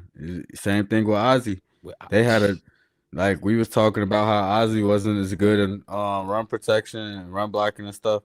And today they got 250 yards. Like he's a part of that. It's like, yes, you got to make a stand somewhere. And today he made his. So definitely. True Pilgrim said, I won't buy it. Brisker and CJ back. We're probably going to lose Nashawn Wright. I'm going to be honest. I do feel like it is going to come down to a situation where he's going to have multiple opportunities in front of him. I feel like this connection he has with Al Harris and what they've been able to do on this defense and the opportunity that they gave him in terms of just him being more than just, a depth piece. Like he's a big part of the team. You know what I'm saying? So I think if he does have multiple opportunities in front of him, I don't feel like there's a reason why he would look at the Bears and be like, I did what I was supposed to do here. I'm gone. You know what I'm saying? Yeah, I don't necessarily see that being the case, but I don't think it's just going to be like, no, I'm not going to look at, what's being offered to me and seeing what that's about. We look at some of these comments some more. Nacho said we get a discount on Cole Kmet and DeAndre Swift. I could see that. I could definitely see that. Especially Cole Kmet. Swift having a good year. So, but I don't think they're gonna overpay Swift. Is this Swift last year? No, we got 3 years with Swift, don't we? I thought we had 3 years. We had, and this is only his second. Unless I'm tripping, this is third. I could be wrong. Chat, put it in the chat. I'm pretty sure this is his second. I don't think he was here before the year before last. Yeah, I thought he came in last year, but yeah, Mama Blues, you might be right. We might lose somebody, and we'll see. I just hopefully if we lose Nahshon, right, they're gonna throw money at him. Like not us, but we might, but I'm talking about like other teams. They're gonna try to bring him in and pay him. He putting a lot of good tape out there right now. A lot of good fucking tape. A lot of good tape, man. And he's taking the ball away, but Al Harris, like we all know what he did with Deron Bland and Diggs and in Dallas. Hopefully he could do that same with another one of these cats that we bring in if we lose Nahshon. Let me read this comment and then we can get Caleb up on the screen as well. Bear True said it's not easy. It's not an easy contract to do because he a scheme fit, but you probably betting on Allen to develop others. Yep, that's what I was just talking about. He said also you still got Stevenson. So if you do a contract, you do it now. So Wright protects himself from injury. Yeah, that's a big part of it too. Absolutely. These dudes won't guarantee. They want security, future security, just in case they do get hurt. And I think honestly, it'd be cheaper if you did get it done, got it done now, and instead of waiting to the end of the season. What do you think would cost more if Tyreek? Because is it a contract year for Tyreek? No, we said through 2026, right? Right. Yeah. But so they're gonna get paid at different times. But who would you feel like is worth more from a financial standpoint?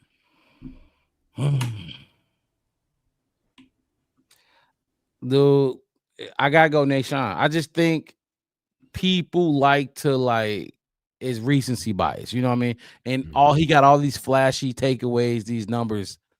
He was before Byard pulled away. Well, got that interception today. They were tied for first, right? I believe so.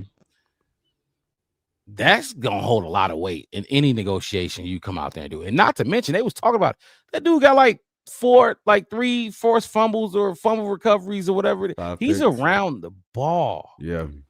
You know what I mean? He's around the ball. So I would go Nahshon Wright. I don't know what you think. Where would you go? Where would you lean? I mean, I haven't had the luxury of being able to see that with Jalen Johnson on the opposite side of the field, playing at a high level. And I feel like that's something that I want to see because last year when we seen Jalen Johnson on, we seen Tyreek Stevenson off. You know what I'm saying? So I would rather see a situation where you got one guy that is opportunistic. He's going to get after the football. And the other side where it's like you can't really pick on this guy with Jalen Johnson. He gave up a play earlier today, but he also made some plays in his first game back. So I definitely feel like I would rather see Nahshon Wright and Jalen Johnson play together because I feel like I've seen Tyreek and Jalen Johnson play together.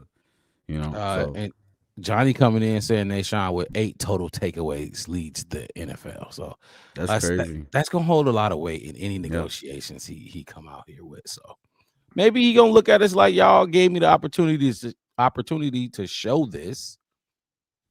We shall see. But let's get Caleb Williams out the way. QB1 spoke on his up and down day, 17 for 36, 154 yards, 1 touchdown, 1 interception. Here's Caleb Williams at the podium. What's up, everybody? Let's get it rolling. You look more and more light-skinned every press conference. I think every single game that we want to play and that we play, it is to make a statement. You do look that's a little just light. another game for us. Focus on being 1-0 each week, and we keep doing that. We keep focusing on what's inside, the noise inside of the building.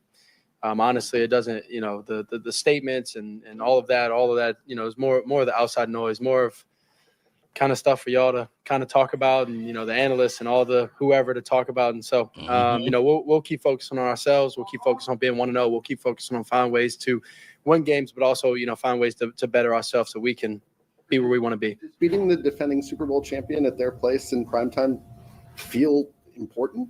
It's a division game, or NFC game, and so it is very important to us because we understand what it is and what it means for us. But going into the game, you don't put that type of energy, you don't put that type of pressure, you don't put that type of focus or comparisons or anything like that. You focus on being 1-0, you focus on winning the game, and same complexion as my brother. Just focus on coming out to win. That's the most important thing. Light right. Touchdown pass to Komet, and how tough is it to put a touch on the ball with the win? Yeah. that's the fun part about playing QB. It's dealing with conditions, and then finding ways to kind of calculate where you need to put the ball, and how much. Man, I'm gonna keep saying this. More touch on it than I've ever seen him do today. Gust that we had today. It would be kind of no wind, and then random points to be super heavy gust, and so Cole ran a great route, and they ended up dropping them, and just kind of saw him flash. It's not the play we haven't really practiced too much, especially this week was short week and all of that. So he was just playing football. It was something that we trusted, something we believe in ourselves. As a team, as an offense, and as players, and Cole ran a great route. Like I said, they kind of dropped him. 27 years old, trying to catch up to him. Just wanted to lay it out there, let the wind kind of push it back to him. 27, 28. Cole made a great catch. Were you looking at him the whole way, or were you just about to consider a check down? I was about to consider the check down, and I looked up because I had space and time. There was a defender starting to chase Swift, and so I ended up looking up and peeked up, saw Cole, and like I said, gave him a a good ball and let him go make a play. And did Ben take his shirt off in the? He did take his shirt off. He's a man of the people. Let's say that. Yeah. How important was this run game to this success today, and did that even surprise you? No, it's not a surprise. We got elite backs. We have an elite offensive line, and we have a elite wide receiver group that is willing to go put themselves out there and block for the betterment of the team. Even on the day where maybe we're not going to throw as much, or the conditions are affecting it a little bit, affecting the pass game and things like that. And so their willingness, especially with who they are, the type of receivers they are, where they've been drafted, and how special they are, their willingness to go out there and block. It's tremendous. It's awesome to watch. It's awesome to see from my point of view, but also I can't wait to go watch it on film and kind of get excited about it, because that's the sacrifice we need. That's the sacrifice that we want every single week from everybody on the field. And so them being able to do that is tremendous for us. Did you hear the stat that the last time the Bears had 200-yard rushing? Yeah, 1985. That's a cool stat, right? And so having that, I know it provides a lot of confidence within the coaching. I know it provides a lot of confidence in the O-line and running backs, especially that, they can put the game on their back. They can do everything, that we need to win for us. And, when it comes time for us to pass, or whatever case may be, we can do it. And, we did that today. But, when it came down to it, we put the ball in the running back's hands, and they were electric for us. You mentioned from your perspective, what is it like when you hand the ball off and you look and you turn around and you see a crease? Yeah, it's super fun. I don't know if y'all ever kind of see me back there, but when I see a crease, I start getting really excited. I start jumping around like a little kid. And so, I'm excited, for those guys. Those are my brothers. And I get up, like I've said before, I get up every single day to go out here and work my hardest so that these guys can succeed. And, I'm going to keep doing that because it's supremely fun to, see smiles on those guys' faces after games, but also during games when, they're being explosive. O-line, is doing a hell of a job. Wide receivers blocking well, and the, running backs are having these big explosive plays. So, we're going to keep chugging along, and, we're going to keep winning these games. Did you get the sense that their defense was getting demoralized, especially when they were opening up those big gaps? Yeah, I think anytime you start, you start having explosive plays and especially explosive plays through the run game, you start tiring out defenses. You go in wide zone, you go keepers, you start misdirections, all these different things. And, mental, their mental, I would say, gets tired. That's what you typically see, but also physically you get tired. And so, that's kudos to our head coach and our offensive staff. And then also, like I said, the players. What did you see on the fourth down pass to Colston? Going that way. Yeah. He was one-on-one, safety rotated down, and they're a match team. And so he ended up basically being one-on-one, and, just tried to give him a good ball. He ran a great route. Defender fell down. And, those are moments, key moments where you got to give your guy a shot, and he ran a great route, and it was an easy completion. It seemed like a couple of your receivers had trouble with the footing earlier. Was there any part of you at the moment that went, oh, one of their guys fell down this time? Yeah, those are always when I actually started to throw the ball. Like y'all said, it was going both sides. He ended up getting a little bit closer to the sideline, so I threw it a little bit back inside. Once I noticed, kind of mid throw, started my throw, and just wanted to keep him in bounds and make sure it was a sure catch inbounds for us to, in a big moment. Kind of emphasize that it's, you guys still have not played your best. Yeah, no. How are you feeling right now? After it seems like nobody's as excited as you are. Maybe the stat line isn't what you would love, but I know you care about the win column. So how do you put in perspective just the idea of the best is still to come? Yeah, I come in every single week and we work our tail off as a group, and myself included, and I want to maximize every single thing. That's why I get frustrated. That's why my frustration comes about, because I have such a talented group, whether it's the whole team, really, special teams, defense. But speaking on offense, we have such a talented group and special group, and we got guys that really care, and so we can do something special for Chicago. And the frustration comes in just because you want to maximize. You don't want to waste time. You don't want to waste a year or anything like that. And that's why we get up that's why I get up every day. And so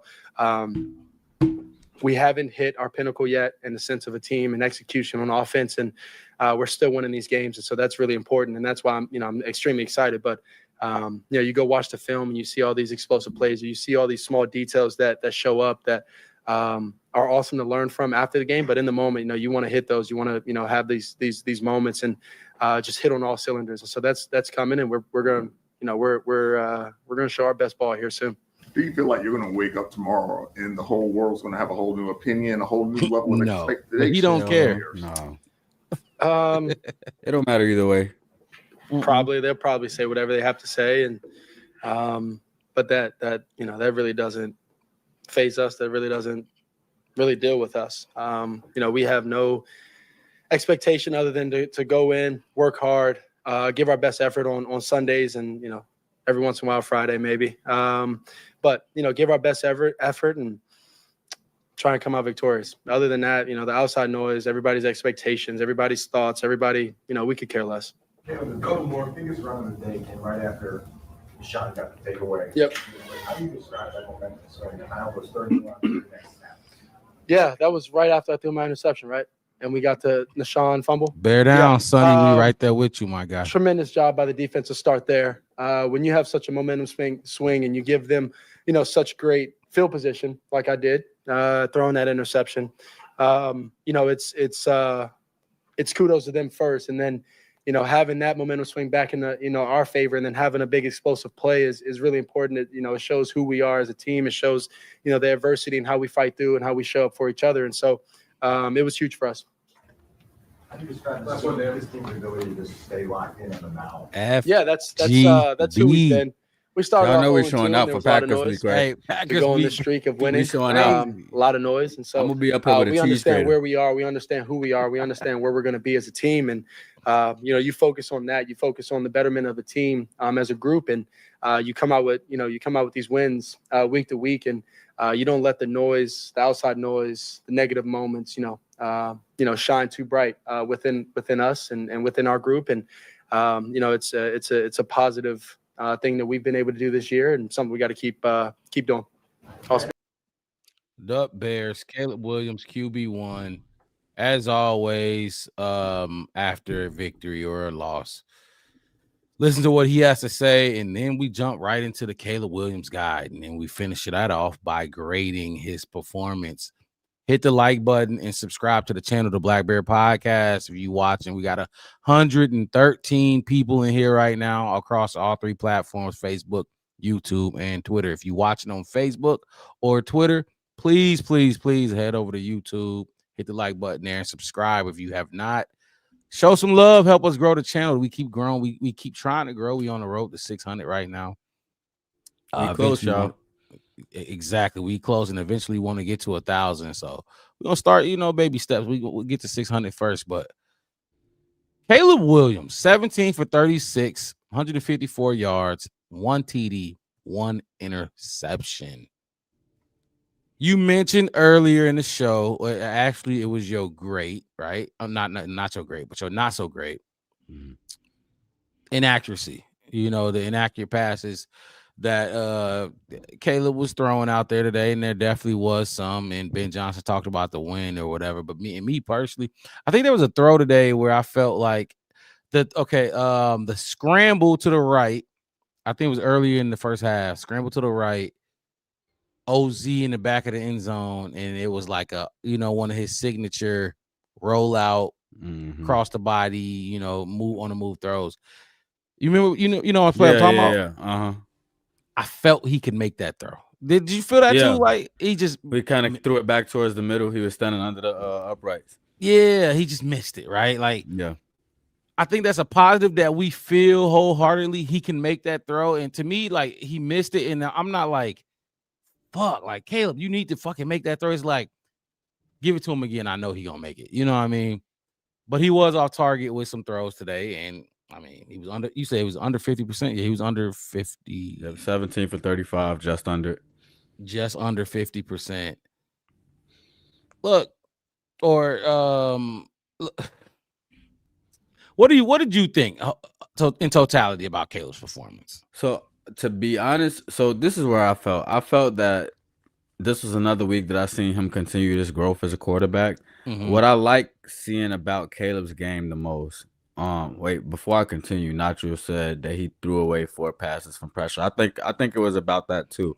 So throwaways, and he dirted some. Yeah, he dirted 2 screens. Yeah, yep. And then he had one he had to throw out on a rollaway. One he got hit, and I thought they was gonna give him a grounding call, but he made it out of the tackle box.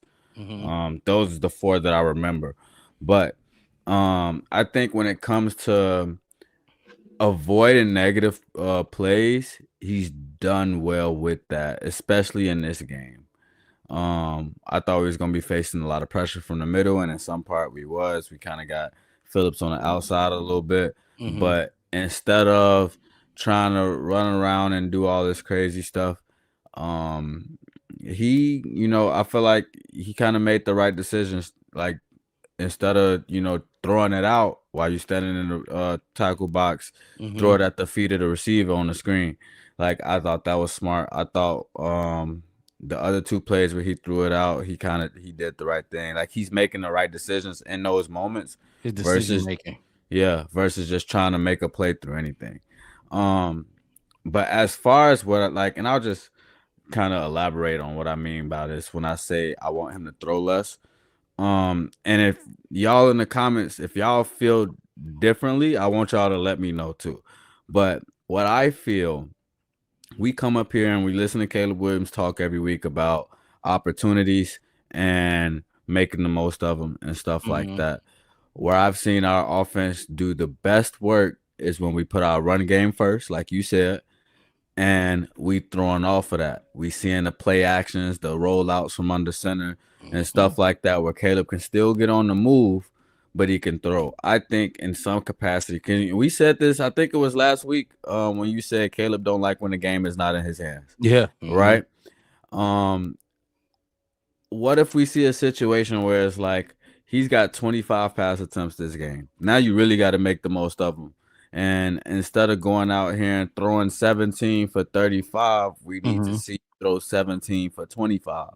You know what I'm saying? Like, I want him to have opportunities to throw it when it makes sense and him make them. Like, I feel like because he's going out there putting it up 30, 40 times a game, almost 40, he's just like, next play. And I get that. Like, you can't sit in the play that just happened.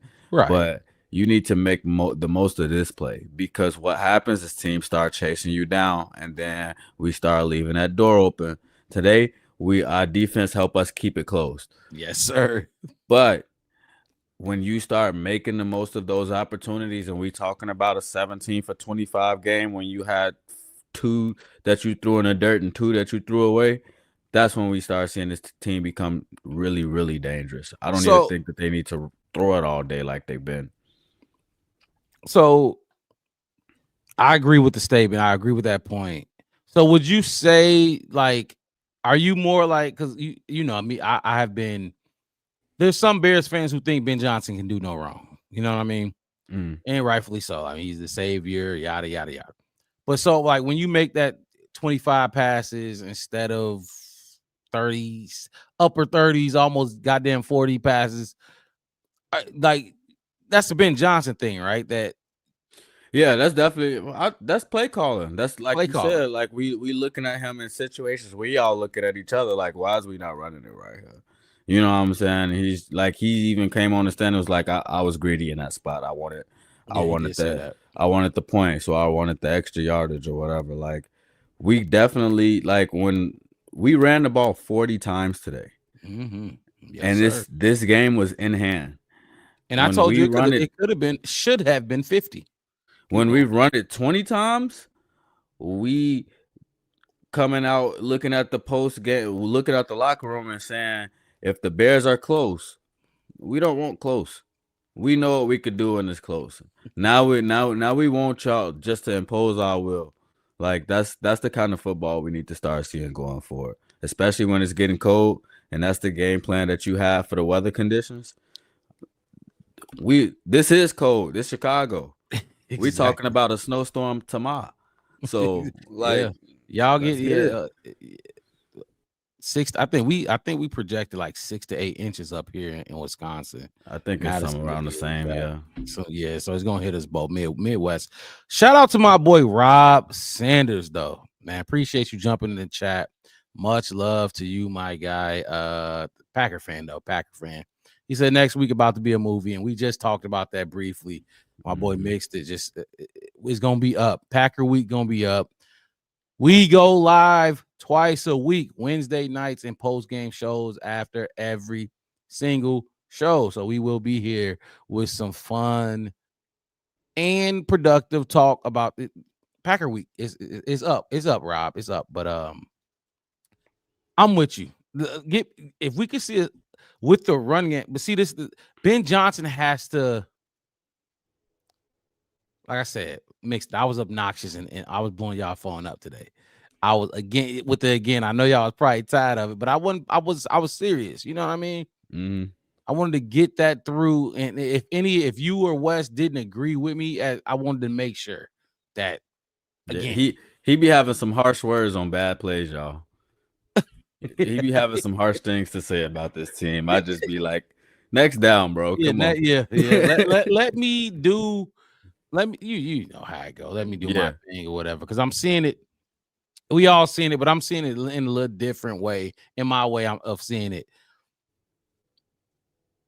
Again, like, okay, stop the. But when I started doing that shit, what was he doing? He was running boom, boom, boom, back to back to back. I walked him all the way down to a touchdown. Exactly. And the thing is, this defense that Vic Fangio was in, we talked about this on Wednesday.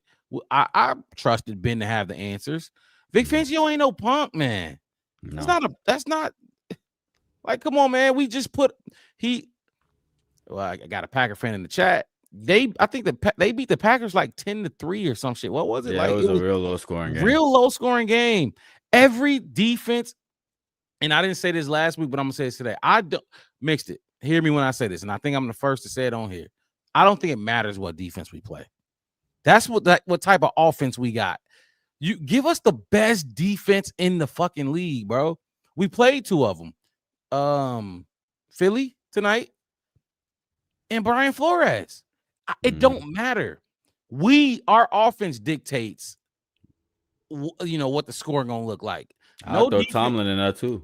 Oh, I almost forgot Tomlin too. We played 3 of the best defensive coordinators in the goddamn league, bro. Mm-hmm. Best defensive minds in the league, and I don't think it matters. I don't think we finna play. We got Green Bay, Cleveland, Green Bay again. Those are good defensive units. Facts. I don't think it matters if Caleb is on point with his accuracy. You think they can stop what's going to be going on if the wide receivers and Caleb is on point and they on the same page? We know Ben's going to call a good game. Hopefully, ups and downs throughout, but that's football. I think Bears fans forget, like, okay, you miss a throw here, you make a bad call. Even me too. I'm Jalen Johnson a bitch or whatever I'm gonna say to y'all in the chat. But it's football. You know what I'm saying? Like, you watch every football game. Ain't nobody perfect throughout the game. All 4 quarters. It's not gonna be perfect every time. It's problem solving. Exactly. It's fucking problem solving. And when you're going against a dude like Vic Fangio, who we know very well in Chicago, very well, you go on that. problem solve a little bit. That's why I asked y'all the question. Last week, do you feel like Caleb has is he going to be tougher going against Vic defense or Brian Flores defense? Which we faced twice. So Packer week gonna be big, but in terms of Caleb, and guess who you see who just jumped in the chat? You see who just jumped in the motherfucking chat. Zoe. Our little cousins, Zoe from the Vikings. Appreciate you jumping in. I'm glad you finally giving us our due respect because we played well, Zoe. We did. We played well. We played a well football game. It wasn't perfect, but we played well. Rob said I might jump in the convo after next week's game. Let's get back to Caleb. So given what we know about the numbers, given what we just talked about, what is inaccuracy issues, maybe some play calling in there, like the screen. I didn't like that third screen or fourth screen or whatever it was. Oh, all in all, like you got Bear Truth saying he managed he steadied the ship. Yeah. In the win, that win was crazy out there. What would your grade be for Caleb? It'd be like a B, somewhere in that range. Okay. I think the managing the game well in this situation is key, especially with the game plan that they had going in. Like you said, Vic, like Fangio, he's not new to this. Okay, so it's like. He can be one of them ones that can give us a tough day. Yep. But this is the type of game plan. This is the type of offense running that you have to try to figure out a way to stop, not the other way around. And us trying to figure out a way to combat this match look every other down. We gonna play our style of football, and y'all got to figure out how to meet us here. And I feel like like I said, just him making better decisions and stuff, that was enough for me, especially when he brought it back when he threw that touchdown to Cole Kmet after the pick. I think that kind of made me feel better about it. I talked about it earlier that Cole Kmet touchdown, dude. We waited all game for that. Yeah, like we waited all game for those, and they talked about it on the screen. It's crazy, and I'm not capping, bro. When it happened, I literally went up to the TV and started drawing. Look, babe, I was talking to my lady. Look, safety come up, and he started looking. This is what we've been waiting for all game. And you see the swiggle lines, they did it too at the same exact time. Patience. You've been running the ball, waiting for those safeties to come up because this is the type of scheme. This is what anybody who know a little bit about football, they know what he's doing. He's not letting you get explosive plays. We talked about this. Trying to keep you in the pocket. Run, and soon be patient because it didn't. When did that touchdown come in? Late third or was it early fourth? I don't remember, but it was later in the game. It wasn't in the first half. Vic Fangio was true to himself in the whole first. We're gonna wait you out.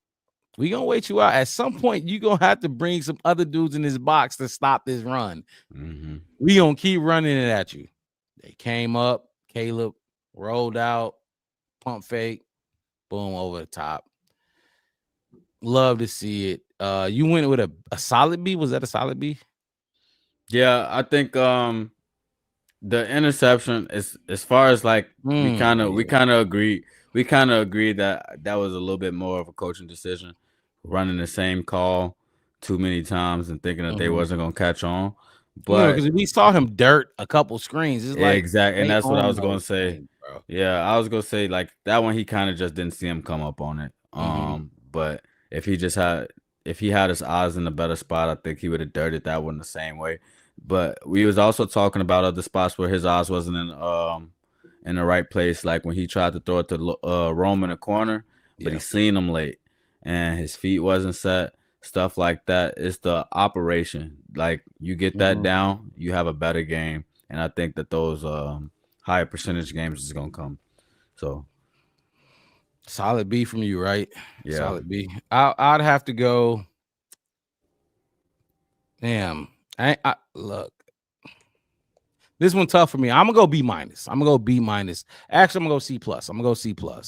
Just because the overall picture. Now, do I think Caleb played bad? No.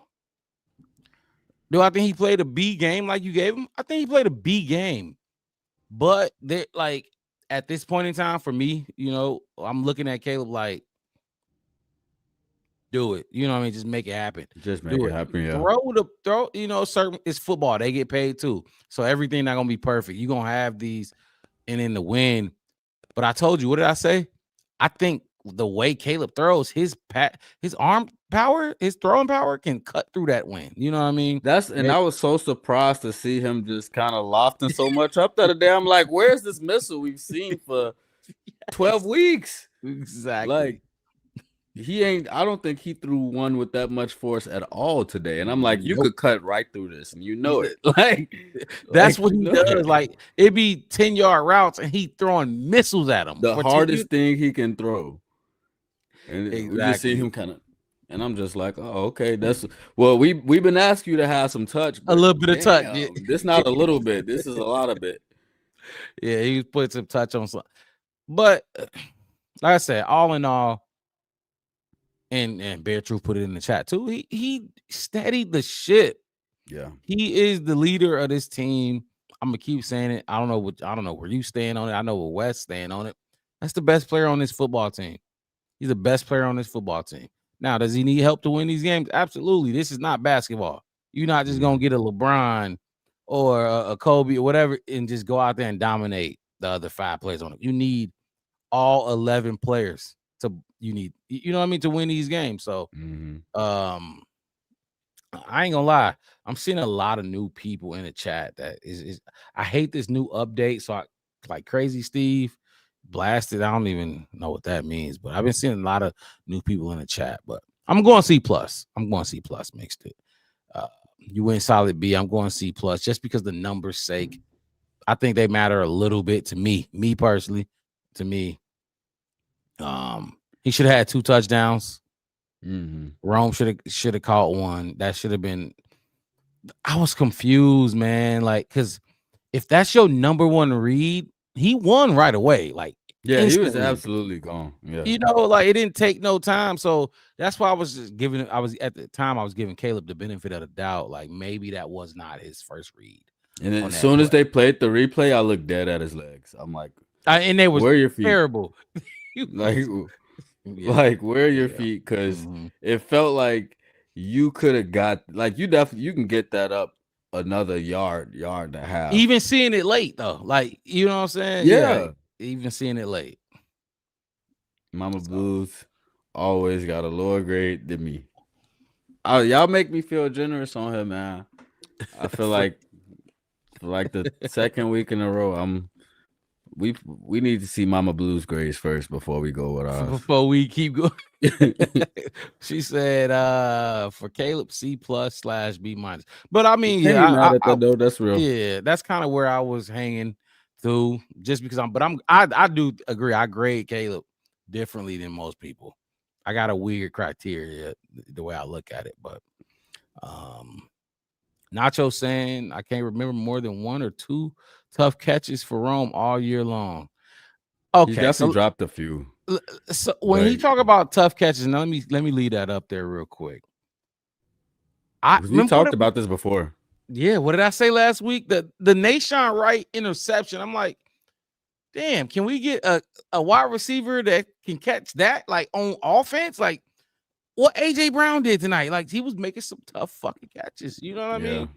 Now, I will say this. Ben Johnson and Caleb Williams both came out and said they don't like 50-50 balls. That's not what they do. They don't. They both literally said that. And AJ Brown was catching some 50-50 balls. You know what I mean? Facts. That Nation Wright interception was a 50-50. They don't like that. That's not what they do. They both came out and said it. So when we talk about tough catches, me personally, I'll be talking about the ones toe tap and fall out of bounds as you and catch it. You know what I mean? Those are the tough ones, I guess, I'm looking for. But I agree with you, Nacho. That's a long way of saying I agree. The catches that you got to stand in a phone booth to make. Just like the one that he had in the corner. Like, you right up against the pylon. You step too far on one side, you out of bounds. You step too far on the other side, you're not in range. This happened to be a situation where it was short. Well, like the catch to Zacchaeus that we thought we seen over the middle, but he dropped it. When Caleb was rolling out to the right, the one we was talking about earlier. Touchdown? Yeah. Okay. He didn't catch it, but those are the type of catches that we're talking about. It's tough catches. Like that was gonna be hard to bring in, but if you get that in, like if you can get your hands on that and get your feet down, that's gonna be one of the best catches we've seen on the team all year. Man, all year. And what's good, Smitty? Appreciate you jumping in here. We just chopping it up about Caleb right now. I'm right there with you. And what was I saying all game? Even with Caleb, like I'm not biased towards Caleb. I call him out when he fucking up. You know how I get down on him in the group chat. Look, we needed people, not Rome, Caleb, whoever, be great this game now. This is the 8-3 or were they not? I don't know. 8-3, right? 9-3 now. Not Eagles. They were 8-8. Oh yeah, we both 8-3. Yeah. Okay. Yeah. Be great against this team, Super Bowl champions. You know what I mean? Be great. Let's stop doing the same shit we've been doing. We're gonna need Caleb to hit those throws. We're gonna need Rome and everybody else to make catches that we were normally dropping or chalking it up as a drop or whatever. So C+ for me, B from my guy Mixed It. Let's keep this thing rolling. Hit that like button, everybody. We got grades coming up, and then we'll give out some game balls and wrap this thing up. Before we go into the grades, I want to speak on this because I did speak on this last week. So if y'all was with us last episode. So if y'all was with us for our last stream, I told you who I felt like was gonna be my matchup for the game. Oh, yeah, this is good. And I want to talk about that.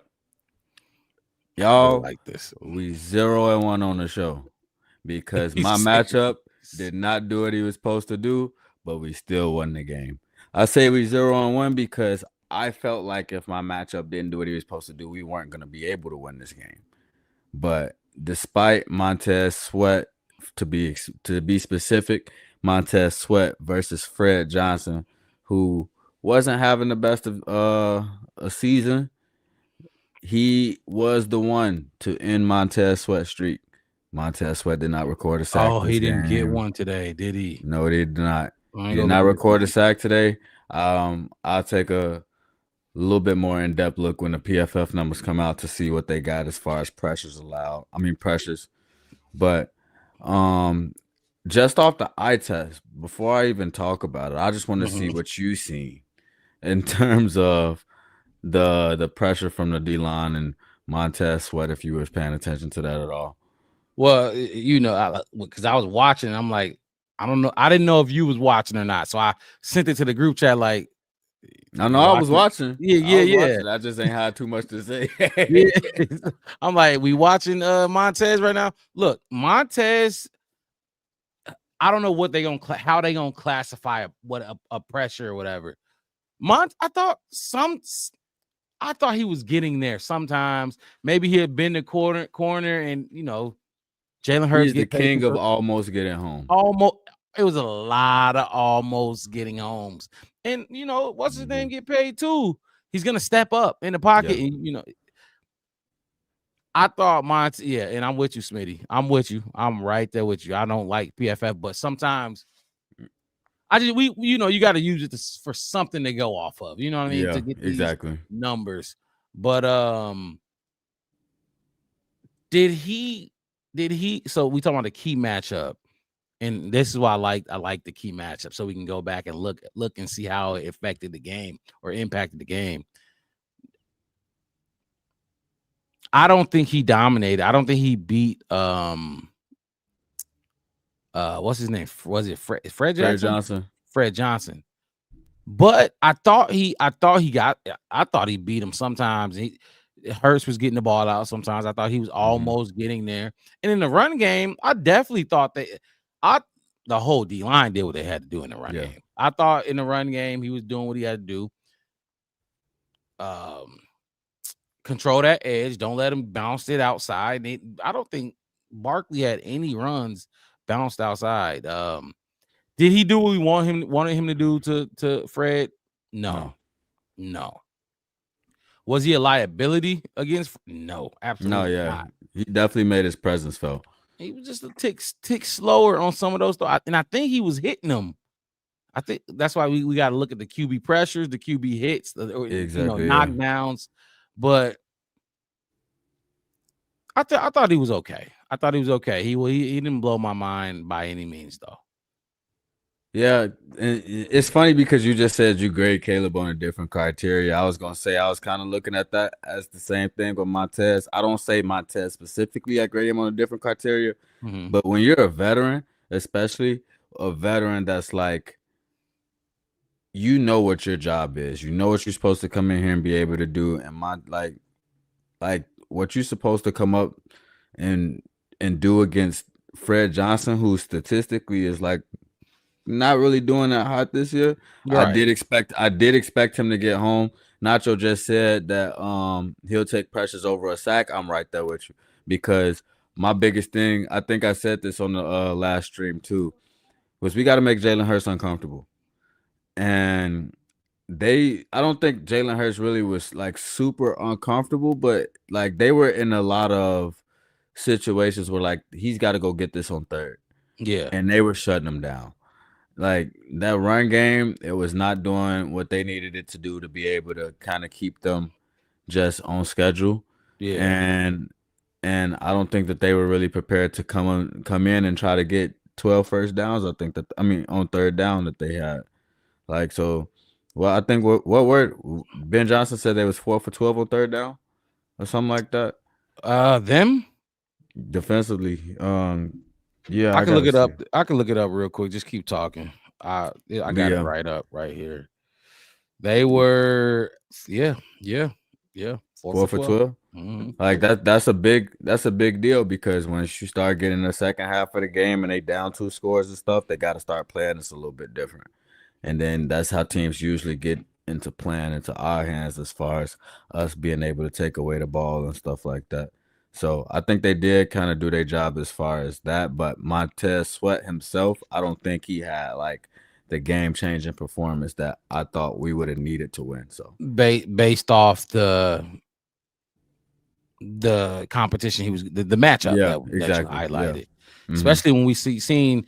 Look, even if you disagreed, anybody disagreed with what I said about Jalen Phillips versus Darnell Wright, can't nobody lie and say we didn't see Jalen Phillips. You know what I mean? We saw him create some pressures and havoc on our quarterback. So I'm glad you mentioned that and brought that back up, because that's a good point. And be on the lookout against the Packers. We're gonna do it again.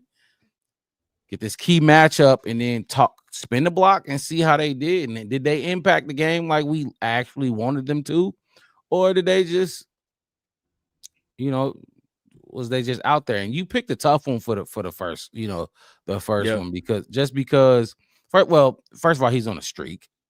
And then second is Montez Sweat. You know what I mean? Like Montez, he's had a lot of heat on him. You know what I mean? But he should have been able to do something against what's his name. And I like this performance. It could have been better for sure, but I like this performance. Yeah. Let's see. He said he threw a lot of bad passes. That pressure was effective. And Nacho saying that, so he'll take the pressure over the sack. Well, what we kept saying, he's getting there. King almost getting home. The King almost get home. Yeah, exactly. All right, let's get these grades. Let's do these grades. It ain't no Chef West grades again. It's gonna be our grades. So let's do it. So I'll let you choose who you want to go with first. Which unit do you want to go with first for the grades? Offense, defense, special teams, or coaching? Let's start from the top down. Let's go with the coaches. You want to start with the coaches first? Okay. That's interesting. Mama Blue said he definitely had a lot of almost moments. Yeah. Coaching. So this is funny, because when we talk about coaching, the offensive coordinator specifically, you gave him your great, I gave him my not so great. You know what I'm saying? Overall game, I liked what I saw from Ben Johnson. Yeah. Could he have gotten to the run game and did it earlier? Yes. Or did I not? The screen, 3 or 4 screens, I didn't like that. And I also didn't like. I would have took the field goal earlier on that 4th down, 4th and 1. Remember that? You did mention that. The first drive, in the first half. I'm not mad at it though. That's the thing. It's just like if I was the play caller, would I send Cairo out there? Yes, I probably would have done that. Am I mad that he went for it? Like, I get it. We went for it. I think that one we went for it before and we got it on the QB sneak or whatever. I wasn't mad at it. I just had a different way I would have went about it. Special teams, Richard Hightower, I thought they were fine today. They didn't show up in a negative way at all that I could remember. We started off with good field position a couple of times. And then fucking Dennis. Look, Dennis Allen was I think he was the best coach out there. We didn't really talk about him today. So I'm gonna go coaching B+. I'm gonna go B+. To keep what kept me from an A were those issues that I had. I thought we should have ran it earlier. The game could have been put away well before we did it, but we got it done. B+ for sure for me. That's the only thing that keep me from an A. Mama Blues, where you at? We need to see your grade. Ben, she says, Mama Blue said Ben over solid B. Maybe B+, just because he did adjust. Just can't go A because he should have been adjusted. Yeah, I think he was kind of along the same lines. Like we kind of started to shy away from the run, and then it was like, all right, now let's go get back to what's been working. Yeah, after Caleb threw that pick, that's when he's like, fuck that. And see, I'm kind of right there with you. I'll say B or B+. I want to say B, and the only reason why I say B is because I'm really putting that interception on Ben Johnson. I think that's just a bad play call in a bad moment. But the word of the day, again, impose your will. Like that's the word of the day. The word of the day is again. Because we're gonna do it again and again and again until they stop it. Exactly. Like that's real trenches football right there. And like just to be able to do that with 2 backs, not just one, not with just Saquon Barkley, you know what I'm saying, who's going to be their main back and take 85% of the snaps or whatever, but you got Monanga and DeAndre Swift who can share the load, and like every other down is a fresh guy back there. So yeah, you got Phillips, you got Carter and stuff, but they're going to get tired. They're going to get tired of these offensive linemen trying to smack them in the mouth every other play. So I think DA definitely gave them, like, DA by himself is an A. Like he changes the weight on this grade a lot. I was mad at Ben for that. I was mad at Ben for that interception. I'm like, did we not see this play last drive? We kept seeing it. Like, yeah. How many times Caleb gonna have to dirt it and to let you know that they're not biting? We got him once. You know what I mean? We did catch him once, but he kept dirting that ball. So you went B, I went B+. Nacho went A+. That's crazy. I can't go A+. Yeah, I'm with you, Mama Blues. Not A+ is crazy. A. That's all coaches collectively. Yeah. Defense next or offense next? Whichever way you want to go with it. All right, let's go defense. How about that? Let's go defense. The defense gave up. Let me get the numbers again. Just the exact numbers. Remember, there's a standard. There's a standard that we do. They gave up total yards for 317, 87 rushing yards. Check. 230 passing yards. You got to keep him under 200 or under that. They didn't get that done. That was garbage time football. A lot of it. It was. Yeah. You absolutely right. Because I think he came into the 4th with like 130. I'm glad. I'm glad you made that point because we watched the game. We ain't just talking about it based off the numbers. We watched what happened. He definitely didn't have. He was. AJ Brown had some more plays, some more big plays late in late in the game, and it was already over with. 317 total yards, 2 sacks. Wait, no, we gave up. We 2 didn't sacks. get no sacks. We gave up 2 sacks. Yeah, 2 takeaways, 1 interception, 1 fumble, and I just thought at some point in that game, it clicked for me like, oh, this defense is in control. Kind of like it did with the Pittsburgh Steelers game when you realize like, oh, this offense really can't figure out what we're doing. I think there was only one play I didn't like from the defense today. And that was, we talked about it. The fourth down, they went, was it fourth or third? I don't know which one it was, but we got saved by a penalty on this play. No, I don't think we got saved by a penalty, but Jalen Hurts threw the ball behind Devontae Smith. It was wide open. Yeah. Remember that one? It was like they was in the red zone.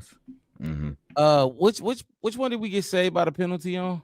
I think that was when I was talking about they was playing off ball, or was that when we got they scored a touchdown? I know we did.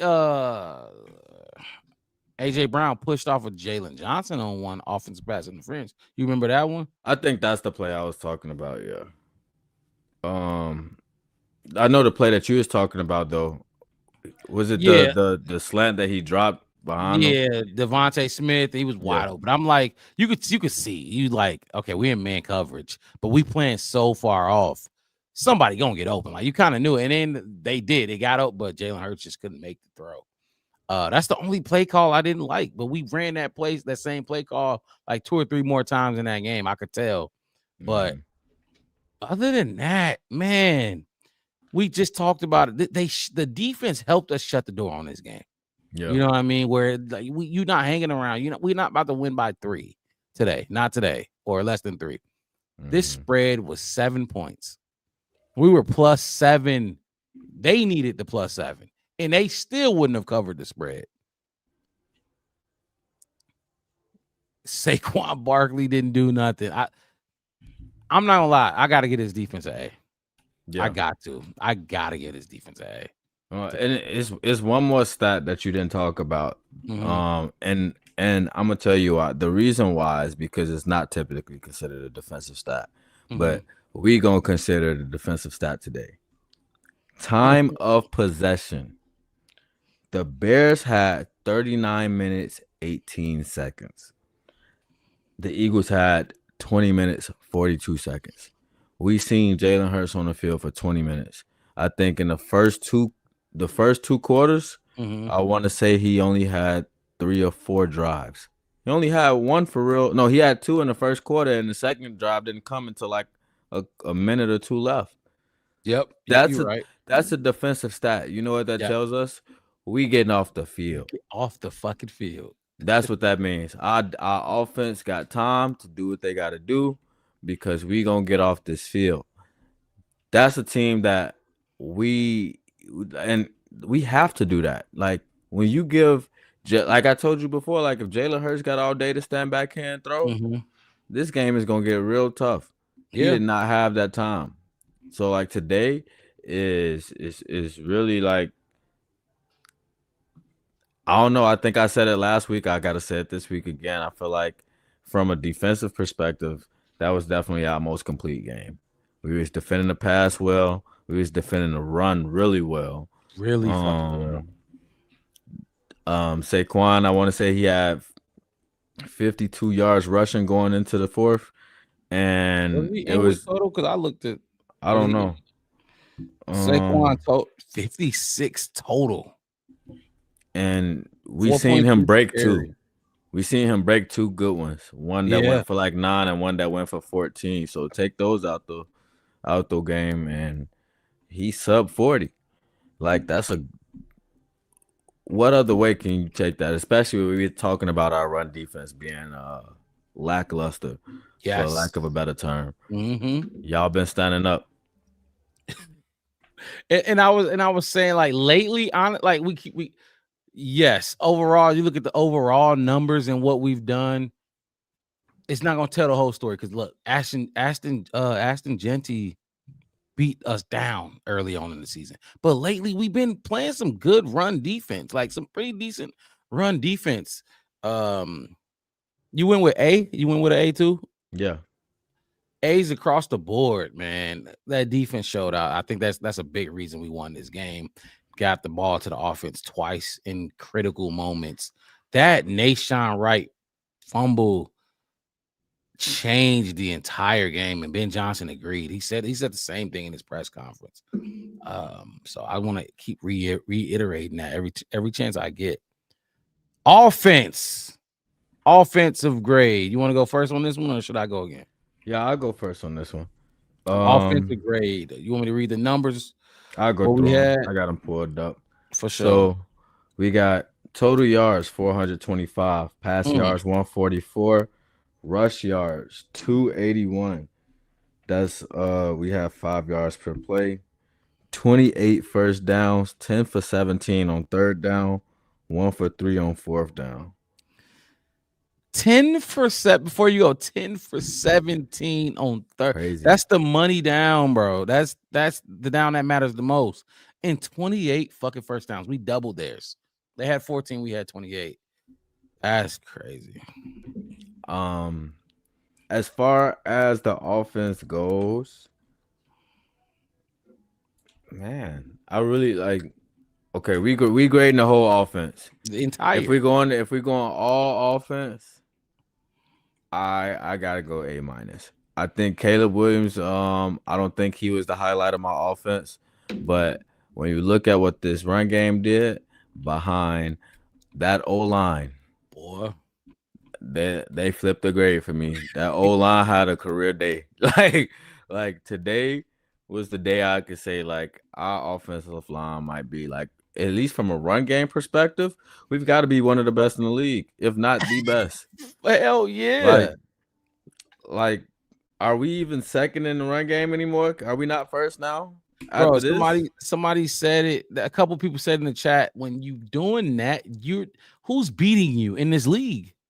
Nobody. Like, so I think we, and especially like, if you look at those runs, they were getting downhill. Like, I don't think I've seen DeAndre Swift ever execute downhill running better than what he's been doing this season. Like the cutting it to the outside and all of that stuff, or just trying to find another seam to go through. Like, he's being decisive. He getting his pad level down. Kyle Monangai is driving 3 and 4 defenders 5 yards extra. Like, it was nothing that they could say. Mama Blue said B+ as a whole for the offense. I could see an A- just because of the O-line and DeAndre Swift and Monangai. I'm telling you, those they changed that grade for me. They definitely changed that grade. I think our pass catchers did a solid job too. But they just wasn't the highlight of the day. And when the offensive line is playing like that, you got to go ride the hot hand. Let them boys on the ground do their work. Say your grade one more time. You went A-. A-. So we went A with the defense. You going A- with the offense. I'm with you. I like the A-. The run game was so damn good. I don't want to go B+. You know what I mean? I don't even want to. It was that dominant, and it could have been even more dominant. Now you get an A- because the pass game. You know, you turned the ball over today. You know what I mean? Yeah. Caleb threw a pick.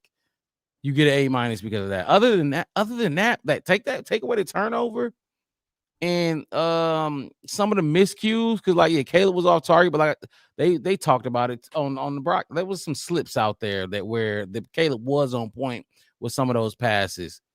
You're A+. You I don't care about the completion percentage, but from what we saw, we ain't looking at him throw a perfect game. Yeah, no, that's not gonna happen. Yeah, but some of those miscues that was happening, you hit some of those. Oh yeah, I'll give you an A+. But I'm right there with you. That A-, that run game pushes this to an A-, and it could have been better if we were just running the ball even more from the start. So are we saying coaches were the worst grade?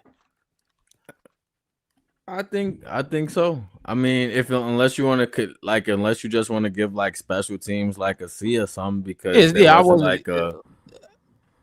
wasn't like a big game for them. They didn't do anything that put us in a bad spot either. But like, I don't know, they get an E for effort for me. Yeah, I'm about to say so I guess we'll get into special teams. Let me just wrap this up with the offense. Yeah, my bad.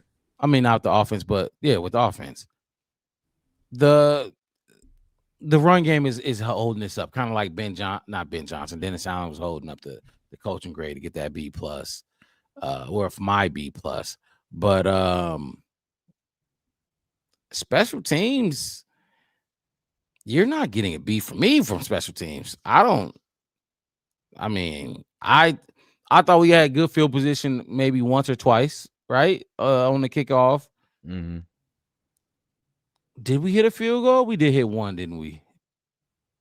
Right? Yeah. Wait, did we even attempt a field goal? Cairo hit a short one, I want to say. Field goal, yeah, one for one. 1 for 1? Yeah. 30-yard field goal. So, like, we hit the field goal. Duvernay was very reliable on his punt returns, like just fielding the punt. Like it wasn't spectacular, but they didn't hurt us. I didn't think they hurt us today, especially in the conditions. Yeah, like he was trying to do them drop kicks to like the 1 to 3 yard line. Mm-hmm. They got us one time with a good bounce. It bounced on like the 4 or 5 and rolled in and got away from us, but. And it was moving so fast, like it wasn't gonna be able to bounce. It was so low and like it was moving. Yeah. You couldn't. It wasn't gonna bounce, and he still catch it. You know what I mean? Mm-hmm. So yeah, put us at the 20. If Cairo can knock those down and get them dirty kicks that land and bounce in the field of play, I'm gonna love that because starting them off on a 20 versus a 35 or letting them run it back to the 35, 38, stuff like that. But today, I feel like we kind of got good on the tackling and special teams. I think Daniel Hardy had a big one on like the 20. Tackle, and they were screaming. They was yelling when they got up off of it. I remember that one. But it's a big difference. Like you said, like you mentioned that getting them at the 20 instead of 35. When they get that 35, dude, 1 or 2 plays, they already at mid. Yeah, like that shit. You'd be like, God damn, they right here. And I think that's how it was on their touchdown drive they had, and when they was up tempo or whatever. But I'm a grade special team. C plus. I'm gonna go C plus. I ain't gonna go like negative, like C minus or even a C. I'll go C plus just because I thought they didn't put us in any bad positions, but they did. They gave us a little boost from time to time. You know, did we punt it all? We had 3 punts. Yeah, we had a few punts. I want to say I know one landed them in like the 10. They got a fair catch on.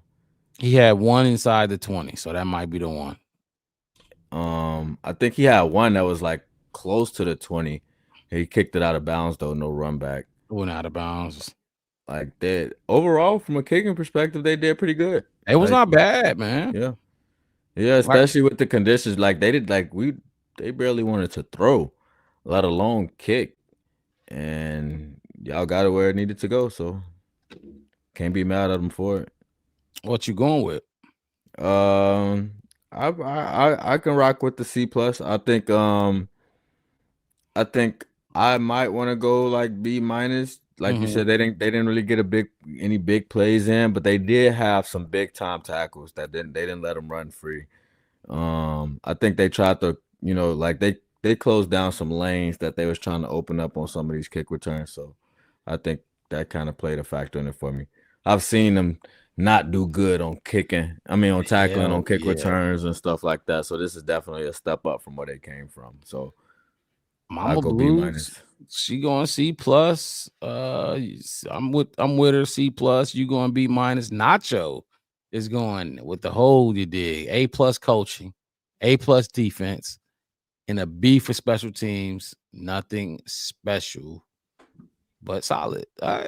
Look, if you want to live in the glory of this win that we just had, that's absolutely fine. I'm not gonna be mad at you if you feel like coaching was on point in every aspect and the defense did no wrongs today, even though, Nation got snagged. But, it's fine.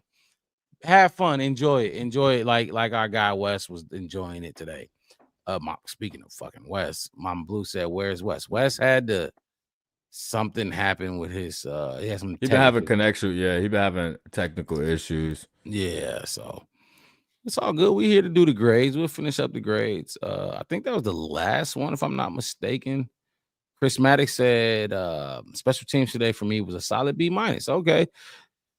Okay, look, they weren't bad. They definitely weren't bad. I guess I could definitely do a B- for real.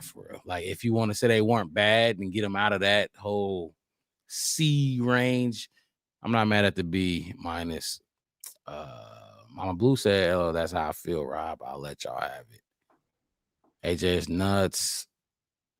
It's all good. No, yeah. I wasn't mad at Nation because I'm like, AJ's a dog for a reason. No, yeah, that was a good play. At first, I thought he got pulled. I think we both thought he got pulled. But when you went back and watched the replay, I'm like, oh no, he just went up and got it. He just went and got it. He just got paid. He made the money that they paying him. So, okay, look, we have game balls left to give out, and we will wrap this thing up. Appreciate everybody who's sticking with us and tuning in right now to the Black Bear Podcast.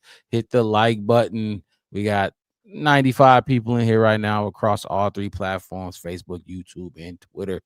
If you're watching on Facebook, I'm going to keep saying Facebook and Twitter, go to YouTube. Show some love there. Subscribe.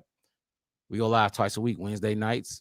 Post-game shows like tonight after every single game. Every single Bears game, we're going to be here to talk about it through and through with y'all. So hit that like button for us. I'm your host, Mark Rob, with my co-host, the fucking rookie, Marcus Mixed It. I want to know what y'all want to see for Packers week. Hey. We getting it in Monday to Sunday. I'm telling you. Packers. And the crazy thing with Packer week, we got them. We got Packers.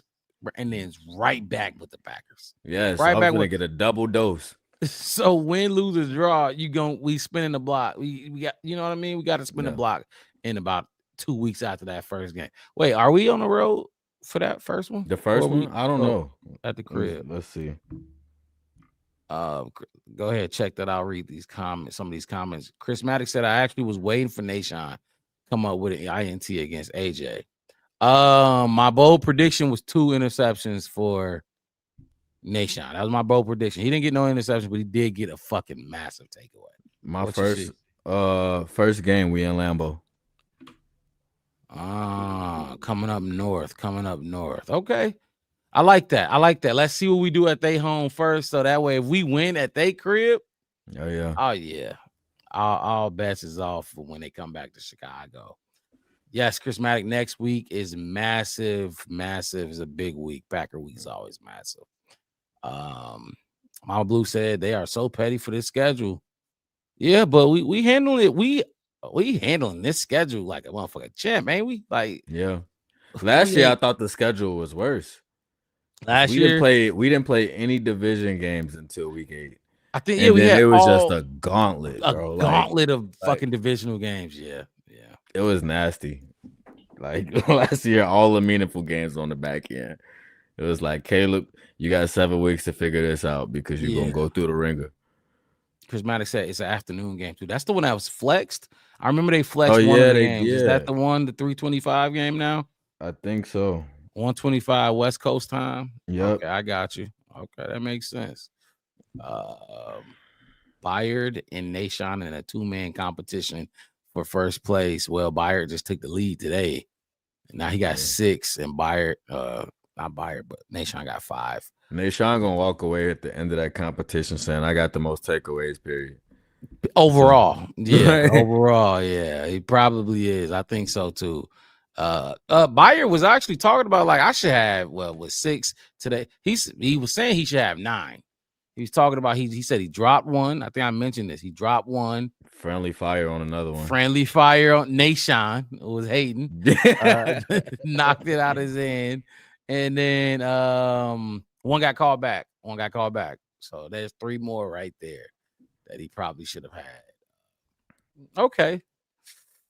Let's give out the credit to the most impactful players of the game. Let's give out some game balls to these players. I'll go first. You already know where I'm going. I thought this was the biggest play of the game, easily, by far. You can't understate it at all.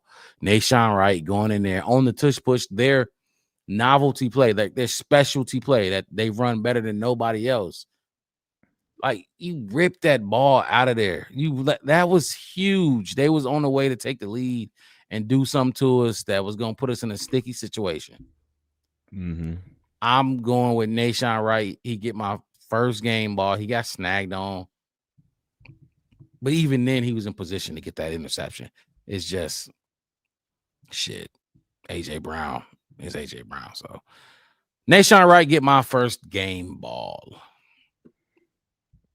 I'm going to go with who I felt like, I don't know, maybe he shouldn't have got a game ball from Ben Johnson, but he definitely at least deserved an honorary one. Dennis Allen. How many times do he got to show us at this point? Like, you've been showing us every week that you're going to put a good game plan together, and now that you're starting to get them tools back, we held the Eagles to 9 points for 3 quarters. Like, that is a statement. If the Bears haven't made one all season, they made a statement today. Mm-hmm. True Pilgrim said the entire O-line, definitely. And I think Ben Johnson gave them a game ball today, too. They definitely deserved it. They definitely did. And look, Dennis Allen keeps showing us, okay, give me the scraps. Give me what we got. Who we got healthy today for this game, and I'm gonna make some work. I'm gonna put something together for this week. He doing it, man. Even when we are healthy, mixed it. At least I talk about, we need more pass rush. We don't have pass rush, even when we are healthy. We're not healthy, so we don't got a pass rush. We don't got our star guys in at the linebacker position. We don't got. Well, we just got some of those guys, Jalen Johnson and Kyler Gordon back, but he keep putting on a clinic. He's having these dudes ready. The way he got DeMarco Jackson and Amen Agbamiga ready to play that linebacker spot, bro, it's insane. I'm glad you gave him one, because we don't win this game without them. We really don't. Yeah, and what's crazy, they had 29 tackles together last game. Today they combined for 9. It just shows you total tackles, and that just shows you how much the defense is like sharing the load across the board. Mm-hmm. Like, if somebody's not having a big game, it's not like nobody is. Somebody's gonna step up and make plays. Ryan Poles, that's a good question. Look, I'm gonna be 100. I can't give it to Ryan Poles yet. I'm cool there. You know how I feel about Ryan Poles. I'm still there. I like what the team doing. I obviously get some credit for some of these draft picks. He's the one who has to pull the trigger on them. But I mean, I don't know how you feel about Ryan Poles getting a game ball. I don't know about getting a game ball, but I definitely think that he's getting closer and closer to putting a stamp on deserving that recognition. Like, even for example, like, you got to give him credit for the CJGJ move over the season too, picking him up in free agency. Absolutely. So I think in True Pilgrim saying Trapio was dominant, he had one bad play. I got to go back and look, because I don't think I was really paying too much attention to Ozzy today, but you definitely didn't. You didn't see his name again. Yeah. I think one penalty, I thought the penalty was on him. It was actually on Joe. I'm pretty sure it was on Joe Tooney. The false start. Mm-hmm. Oh yeah, and Joe was the only one who moved too. Yeah, I remember that. Yeah, but yeah, I think he definitely getting closer to getting that recognition. I wouldn't give, like you said, I wouldn't give it to him this week, but yeah, he definitely deserves some credit. And I think if we get to the end of the season and we make a big stand, it's gonna be like, all right, I'm gonna kind of feel like I got to double back on some of my feeling with Poles, because I feel like the head coach is part of it. You know what I'm saying? And if you got that piece wrong, I don't feel like there's a whole lot you could do right. So, and my thing with Poles is I'm still pissed about last year. Like I don't think you should have ever put Caleb in that position. Like, you knew who Caleb was. You knew he held the ball a little longer than, most quarterbacks or whatever. You should have got him the O-line last year. Not only that, but you should have never let Matt Eberflus stick around when you drafted this rookie quarterback. You know what I mean? So other stuff. Look, Ryan Poles is doing his thing. Yeah. Like you said, CJ was massive.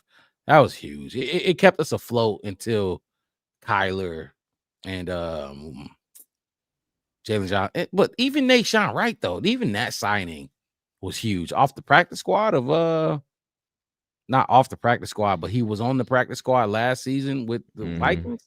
It's a big find, man. I know Dennis Allen helped him. Helped him. Al Harris helped him. Like, I like this dude, so let's go get him. But I'm starting to get a little bit respect for him, a little bit, but not. I'm still not there yet. I ain't gonna lie. Who was your favorite running back today? Good question. They stats about the same, so ain't no use in looking at that. Just eye test. Tell me who you felt better with the ball in their hand. I want to say Swift. And I'm going to say this because, like, Monunga was a dog, but both of them was. But it was some where Swift was getting, like, you would think he probably last year he'd go down. Like, he was getting skinny in some of those gaps and still like pulling out 10 more. Now Monunga was hitting, they both was cutting. Did you see the cuts? Like it'll be blown up and they'll cut it back. Both of them had vision. But it was sometimes where he'd get skinny and go between the tackles and make it out at a what do we call it? The wash. He'd make it out of the wash and come out clean and get 10 plus yards. I thought it was a couple times both of them should have broke one to the house. You know what I mean? Yeah. But that's what I'm going with. I'm going with Swift. Who you got? I'm gonna go with Monunga. That is just he's physical. Like, when it comes to first contact, he's coming with you. Like, if you don't try to put a hit on him, he ain't going down. I like that. But I will tell you, my favorite play from Swift today was on that touchdown run he got. It wasn't for a lot of yards, but what it looked like it was supposed to be a draw up the middle. He cut it back, went way around, and found the gap and got behind Cole Kmet. Yes, that was a beautiful cutback to me. I like that play. When you got a lead blocker going through there before you like that clean, you getting that in the end zone. Yeah. True Pilgrim. Yeah, I agree with. I like how Monunga runs. I think he's a strong runner. And like you said, he was getting them cutbacks today. I think Swift is definitely more shifty, but Monunga, he's showing some potential and being able to move people left to right instead of just going through. Them cutbacks was serious. Monunga is going when it's late in the third quarter or early in the fourth quarter at all. Even when it get cold outside, you're gonna have to work to bring him down. You know what I mean? It's not gonna be easy to just. Like, dude, it's freezing out here, and you got to come tackle this fucking mighty mouse or muscle, whatever you want to call him. You got to go tackle him because he's going at you. He's not running from contact, and he's quick on his feet. That's what I love. Remember, so when we drafted Monunga, his 40 time was, I think, the lowest in the draft. It was like 4.6. Yeah, but on his film, he moved. I think it was 4.61. Yeah. He moved way faster than that on his film. And you don't see a 4.6 from that running back at all. He's quick on his feet. He's very quick on his feet. It's a difference between speed, top end speed, which the 40, but quickness and shiftiness, what we talking about for Swift. So yeah, it's just like I feel like, he's not the fastest, but his speed gives him good time. Like, he's just in the right spot, in the right time. And he makes the runs real smooth. Like, Swift, like, he kind of looking for his gap, and he's going to try to shoot it. Now, today, I feel like he was a lot more patient than what I usually see him as. But Monunga, I feel like he's always patient. He kind of waits on the hole to develop, and then he hits it, and he hits it hard. So I feel like I kind of like that in his run style. Mononga had he had one where I think he ran into Jordan Davis. And it was like the first time where like he got stopped. He got stopped. And I'm like, yeah, them boys, hey, this is a big fucking boys on the other side. Jordan Davis is massive. Now, when you go back and watch because I said at the same time, I said that was a good hit that time. Mm-hmm. And when they went back and replayed it, I'm like, oh, Kyle hit him. yeah, like Davis caught him. Like, caught him literally because I think I don't know what lineman, but he was getting kind of blocked at the same time Davis was. Yeah, he came off of him. And he came off of him and Kyle ran right into him and didn't move him really for real. But I'm like, yeah, Kyle, we've been seeing you lay the boom on dudes all year, and that's a big man. That Swift stiff armed somebody. Yeah, threw him. Like I was like, yo, he getting big today. Like what Swift is doing this year, dude, it wasn't even close to this last year. Not even close. That's the beautiful thing about this team. And if they stick with it, who can beat us? Like we can beat any team. He's at 774 for the season. After today, Swift. What is Mononga? Check Mononga real quick right now. Because Swift's gonna hit 1,000, I believe. 591. Right? Yeah, he's definitely gonna hit 1,000. All that talk about drafting an RB next year, should Nah, we don't. I don't think. I was just saying, I don't think we need to get one in the draft, especially if we could pick somebody up that's gonna be a third rotational back that's solid. Yeah, like we can do that in free agency, but don't somebody to replace Roshan. Yeah, don't waste draft capital on a position that's already young for us. Yeah. And this is a legit two-headed dragon, like two-headed it's legit. It ain't just like you just saying that because he's the second string, right? No, these dudes is legit. Both can be the number one guy, and they both are great as the number two guy when they need to be. Change the pace or whatever. So, man, this shit. We Ben Johnson gotta focus on it. Keep making sure this is. I think we got to be back to first in rush. We got run game right now. We got to be back. We put up 281 yards on the ground in one night. We got to be number one. Like if we're not number one, that's crazy.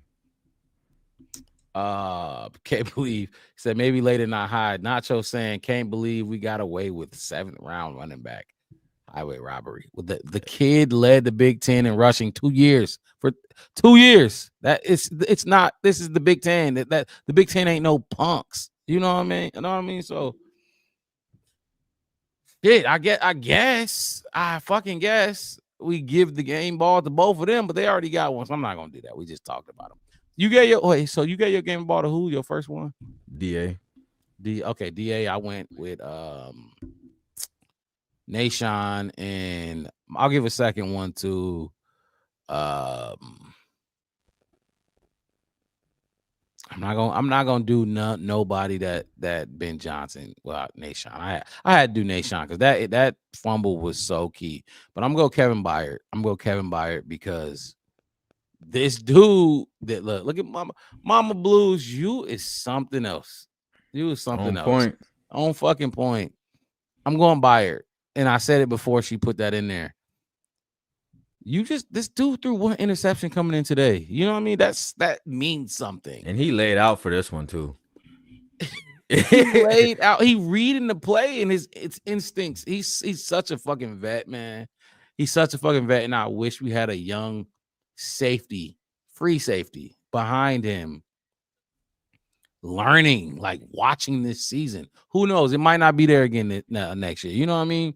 Mm-hmm. But to have a young safety watching him do this, and Byard is a leader, so he gonna coach him up and teach him and show this is what I saw, this is what I did. We read this key, this and that, and the third.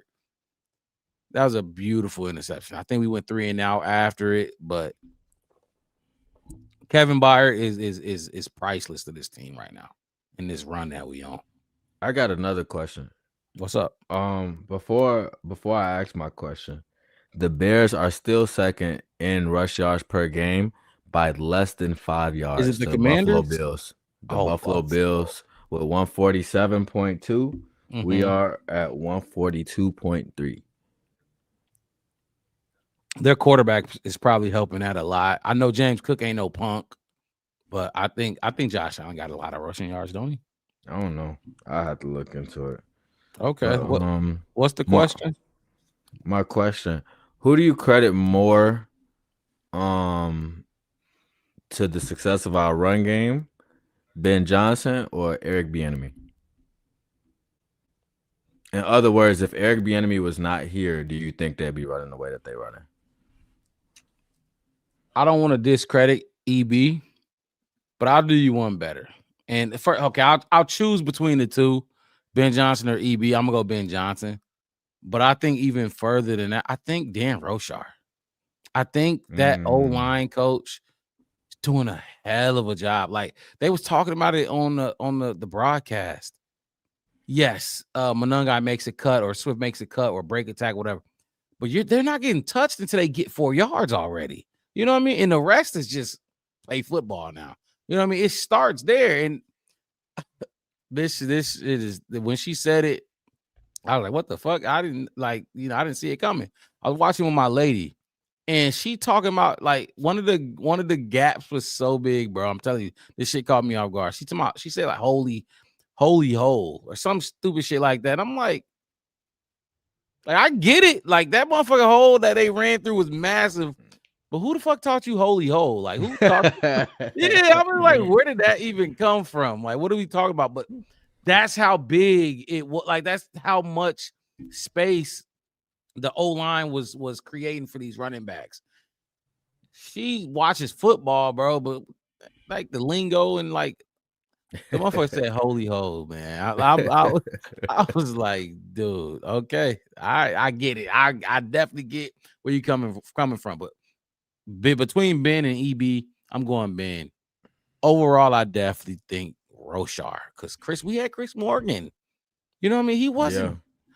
Yeah. Man, what Roshar is doing with these dudes, Theo Benedict, the Ozzy, and then the interior. They're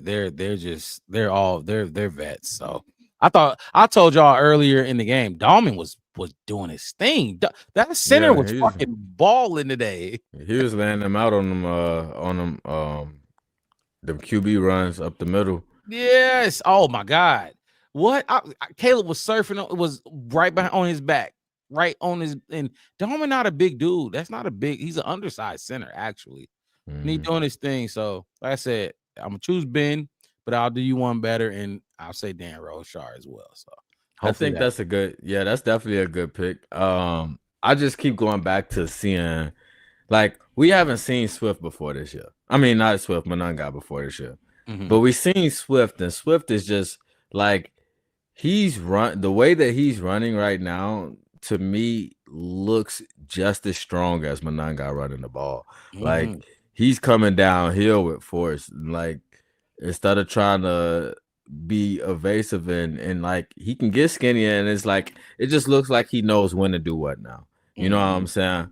Like last year we watched him turn a screen pass into a negative play, running backwards trying to run around somebody. Whereas like this year we looking at him put his shoulder down, get his pad level low, and be the harder thing to get on the ground versus him and the defender. So it's like I feel like he's definitely playing. Like he'd come out in the media and say he playing the same way he always play, but that's a bullshit ass lie because he playing a lot stronger than what we've seen him play before. He said that before, and I was so mad. I'm like, you're lying. Why are you up here lying? We can see it. We see you. I'm with you. He's much more confident running in between the tackles and getting dirty. Remember, I don't know if it was last week. I won't say last week, but maybe the week before that, the Giants game. I don't know. He had a run that was like he bounced it to the outside, and he looked like he was done. I think it was the Giants game. He looked like he was like dead to rights. And he put his shoulder into one of the and just like ran through. Like you said, he's playing stronger. And let me know what you think about this. Do you think that is a direct, like obviously coaching and EB on his ass? We saw after he fumbled last week. EB was yelling at him on the sideline, and he was still like, he was laughing at him. Yeah, he was laughing. Do you think that's a direct, like Kyle Monangai put a little bit of a fire under his ass, like the competition. You know I think so. I think so because I feel like the way that Kyle Monangai runs the ball is what EB is asking for. Mm-hmm. You know what I'm saying? And I feel like for example, we didn't see him get a whole lot of touches in the beginning of the year, but over time he's earned his keep. You know what I'm saying? And there's even been times where he came in and started cooking one game, and after that we seen Swift come back in and bust 2 big ones. Like, not yeah. Like we ain't finna play that game. Like that's what we doing. Yeah, like if Bayer and Deshaun got a competition going on, I think they need to have a competition going on too, because Swift is the starting back, so he got 700 plus yards, almost 800, but Kyle Monangai is number 2 that ain't really seen too much grass in the first month of the year, and he's behind him at almost 600. So get there. Can we see them both get there? That'd be crazy. That'd be insane. Monangai gotta have a stupid, crazy game for them to get there. What we talking about is wild. Like we talked about in-house competition. Yeah. You know what I mean? All iron great sharpens problems to iron. have. Exactly. I don't know what the carries. I don't know if you could look at it again, but the carries for Swift and then total carries for Monangai. What? You just Monangai ain't too far behind. He behind him, 591 to 774. And I get he got less carries, right? He got probably a lot less carries. Oh, you know what? That's a big point too, because I think they yards per carry is pretty close. Luke. He said I was just about to read that. I got you. A year ago on Black Friday, we fired the head coach. This year on Black Friday, we just beat the defending Super Bowl champs in their house, on their field, on their turf. We don't win in Philly. Look, appreciate you, man. Appreciate you jumping in the chat. Haven't seen you in here before, but anytime anybody can contribute to the conversation about this Bears team that we love so much, we appreciate it. Hit the like button, man, and then hit that subscribe button as well. What you got? What you just pull up? Yeah, Kyle Monangai, 591 yards on 120 attempts. Okay. DeAndre Swift, 774 yards on 160 attempts. So about 40 more carries. Yeah, 40 more carries. That's a 4.8 for Swift. That's a 4.9 for Monangai. Crazy. And right? that's that average per carry is what really matters, because that's when you can look at and see, okay, what are you doing with your carries? They both he's playing just as good as Swift is with his carries. Whatever carry Swift is getting, Monangai is making the same. You know what I mean? Bro, you got 2 number 1 running backs right now. I've been saying this, Mix it. I don't know when you jumped in what episode, what game, when you started watching the channel. Thankful for you to, being a host on it now. But I've been saying this, dude, and I'm gonna keep saying it. I have no shame in beating a dead horse, because I'm not here to just entertain. You know what I mean? I'm sure you got that from this shit is for real. The identity of this team, as much as I love Caleb, and you know this, that's my boy. The identity of this team is to run the fucking football. Yeah. Somebody gonna be like, oh, well, if you got Caleb, the number 1 overall pick, why you keep talking about it? I don't give a fuck what you talking about, dude. I know how to play football. I know what I'm talking about. It may not be what the popular opinion is, but run the goddamn football and let Caleb, what you say, 25, 17 for 25 with 17 for 25, and then you running the ball, and that's your identity? At 4.9 a carry? We can't be stopped if he's doing that. I'm telling you. Man. Because, and just to speak on the point you just made, we've seen in a few organizations this year alone what happens when you put the weight on the world on your new quarterback. Yeah. Go look at the Vikings with JJ McCarthy. Yep. We seeing them put in Mike Brosmer, or whatever his name is, and he's a rookie too. Like they are in quarterback hell right now, and they did it to themselves. Or even if you go and look at the situation with Dylan Gabriel and Shador, like that's gonna be hard to figure out when the time comes. Jackson Dart got a coach fighting for his life and his job. Yeah. And he's been on the receiving end of a couple of concussions because of it. So it's like, and I'm not gonna say it's directly Brian Daboll's fault, but you get what I mean. But you heard the Giants fans though. It was all Daboll. It was all Daboll. But that's the point I'm trying to make is the objective behind what your coaching staff is trying to do is different.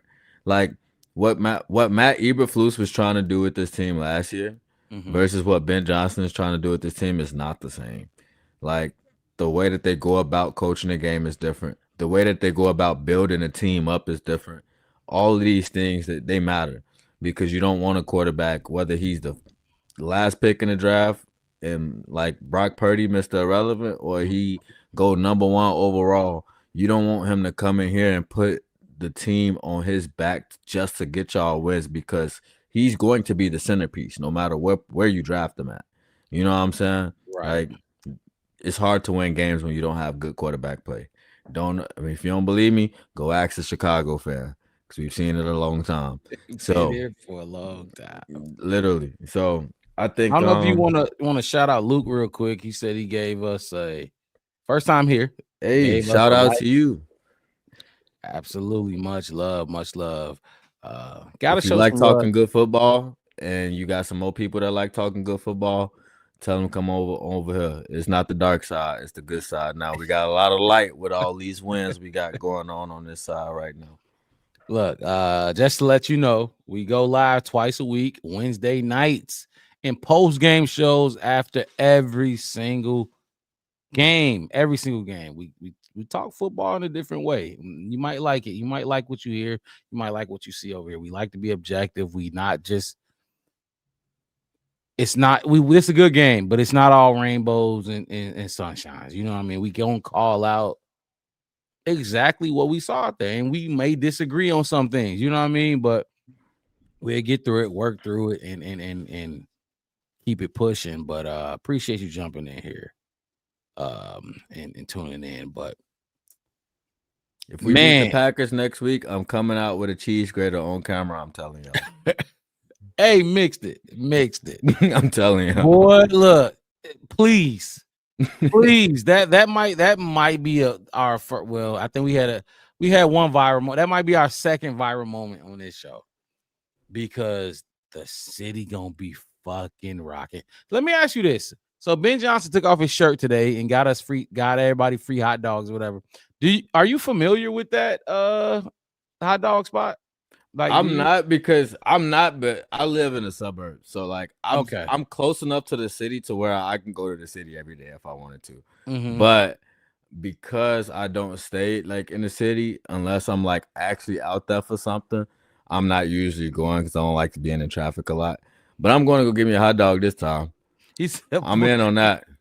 If you go get you a hot dog and you go record something, you know what I mean? Like give us some raw footage that we can maybe put on the show of that.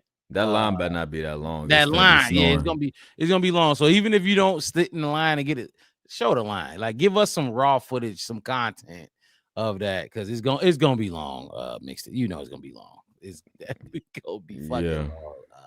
In the cold. Yeah, in the cold. So even if you just drive by, but True Pilgrim said, "I'm greedy, fam. I want to be able to run the ball effectively, and I want an explosive passing game." And that is, first of all, that's what we've been doing.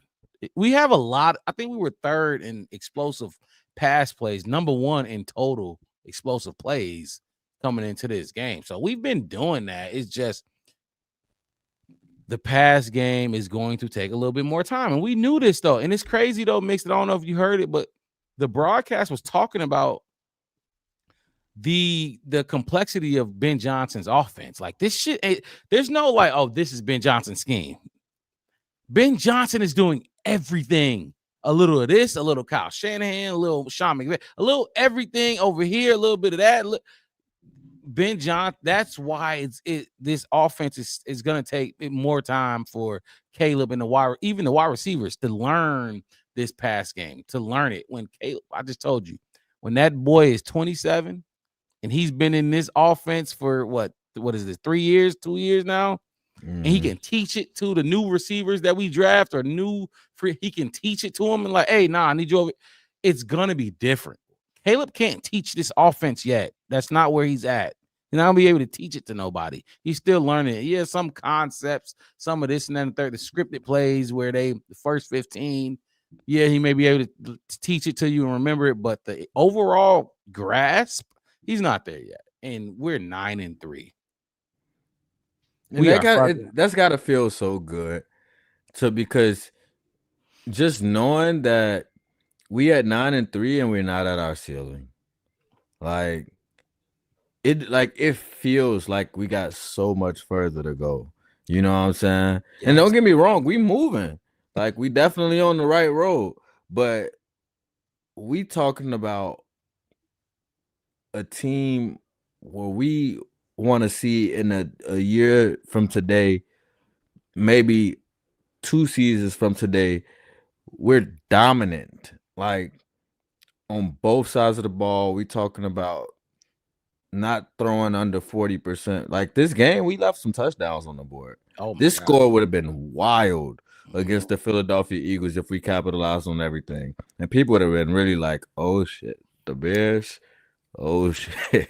And like, if we actually hit on those plays, yes, on Zacchaeus, Rome, like, if we would have got just those 2 plays and we punted 3 times, you know what I'm saying? The entire football world was watching us today. Mixed it. Amazon Prime made it. This was a free game. You didn't have to. It was free. Didn't even have to log in. Just put it up on the 60-inch right here. I was like, oh shit, we right in there. Okay, exactly. So, like, first of all, a lot of people don't fuck with Amazon. You know what I mean? But it's free, so everybody. We was on. Man, this was big for us. Now imagine, like you said, the OZ, the Rome, like we actually was connecting on those on this stage.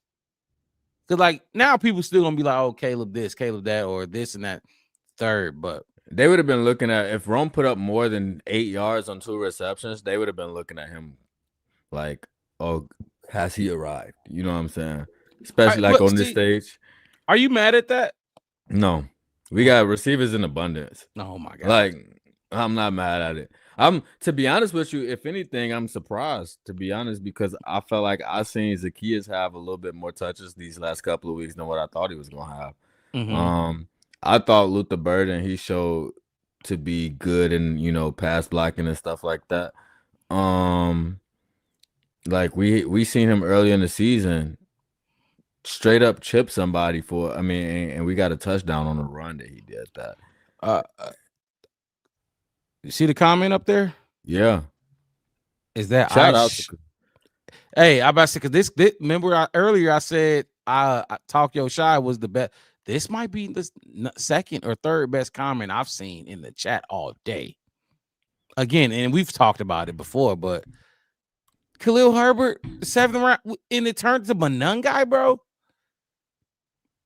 Man, if you want to talk about Ryan Poles getting some credit, he's right there. It's stuff like that. It's stuff like that. It's right here, and this we need from him. Like, because you got a lot of wrongs to right, and this is righting one. Like, this is righting a big wrong.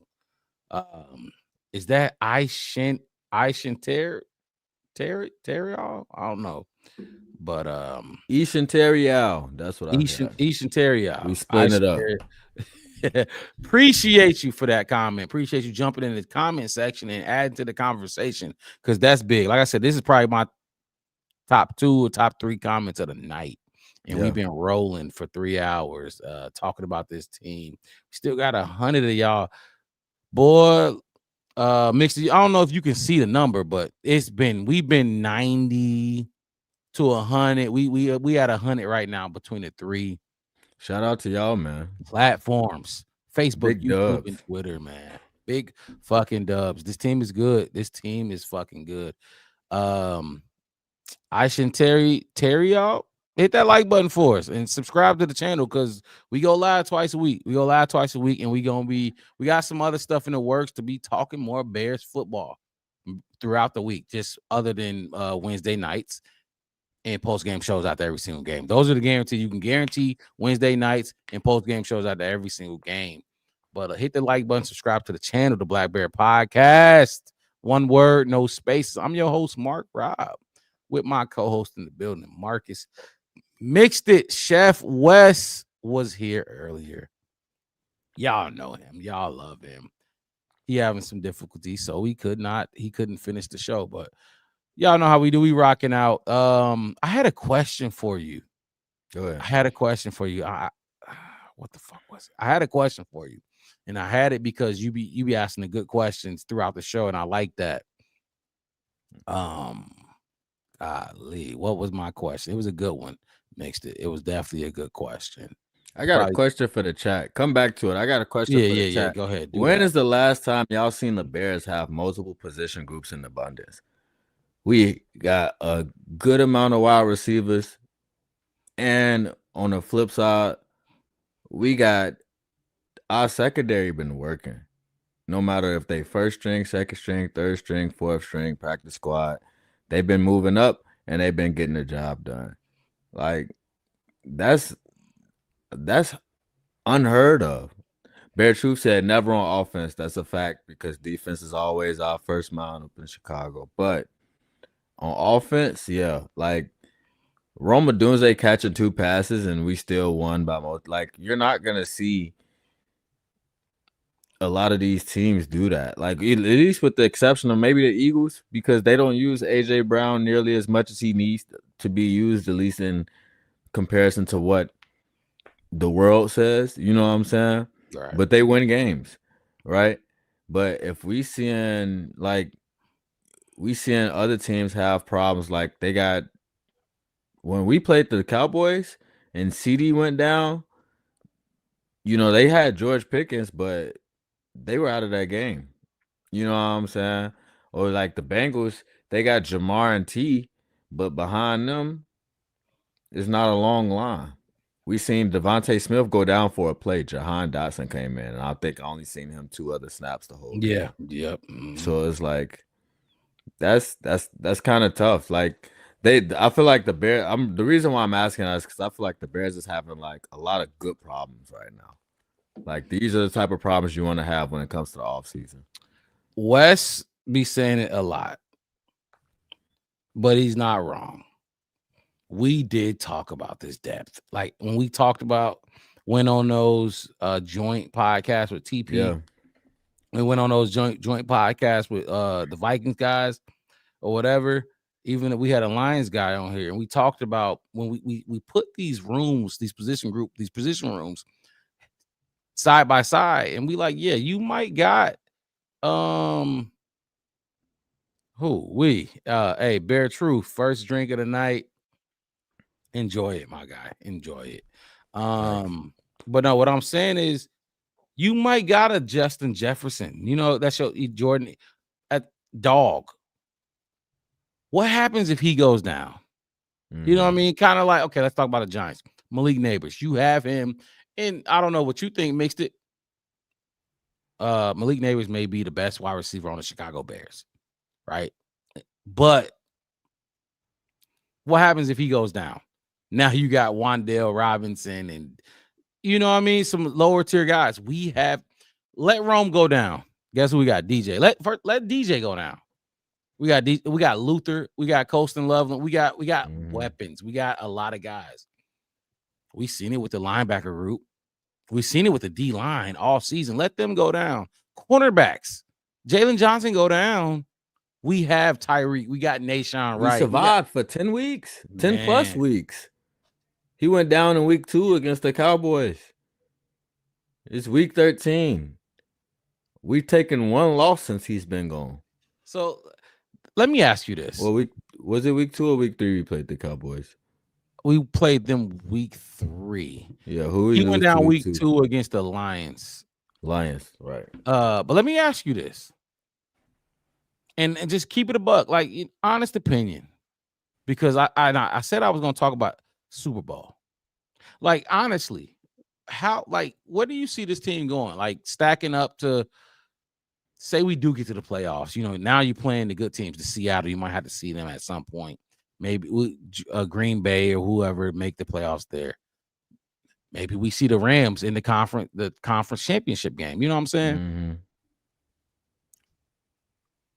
Be 100. How far do you see this team going? Like, what is the peak of this team? Like, do you feel like a lack of a pass rush with just the defensive line is going to hold us back, or a lack of Caleb Williams accuracy?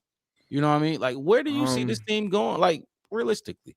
So for me, I kind of always been on, like, and you can ask, like, if my friends was here, they'd tell you I've been talking about it since preseason. I felt like we was getting 10 wins this year, and I put a stamp on it. I pulled out the schedule and I said, this is who we play. This is what weeks I got to win on.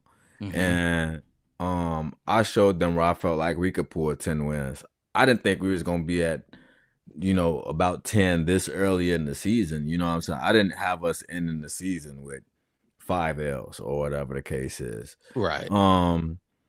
But my thing is this: if we get past, like, if we get to the end of the year and we're not in a wild card spot, there's no reason why we can't make a deep run. Like, because, like, I'm talking about getting past the first round, not just getting knocked out second round or whatever. Because the thing is this: if we come in and clinch a wild card spot, we're going against the 2 seed, right?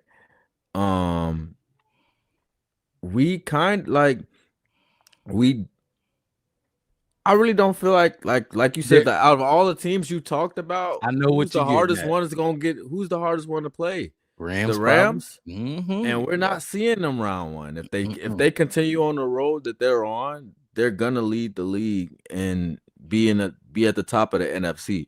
So we'll get to round 2 or 3 before we see y'all, and that is really the only ones that's efficient enough in their offense that I feel like can be problematic. As far as everybody else, I feel like we got a shot to take it there. But Caleb said every time. He didn't say it today, which I was surprised. I was going to point this out. But as long as we go 1-0 every week, we'll be okay. And I feel like we maybe 2 wins away from being a complete lock. Like, we're going to get in with 2 more wins. And at that point, I feel like it's just go ahead and get it one week at a time. Don't worry about who coming up next. Worry about who's coming up now. If we do that, we can make it to seeing the Rams in the conference championship. And if we do, and we lose that game, I ain't mad at it. We ahead of schedule. But being ahead of schedule in this game is being on schedule.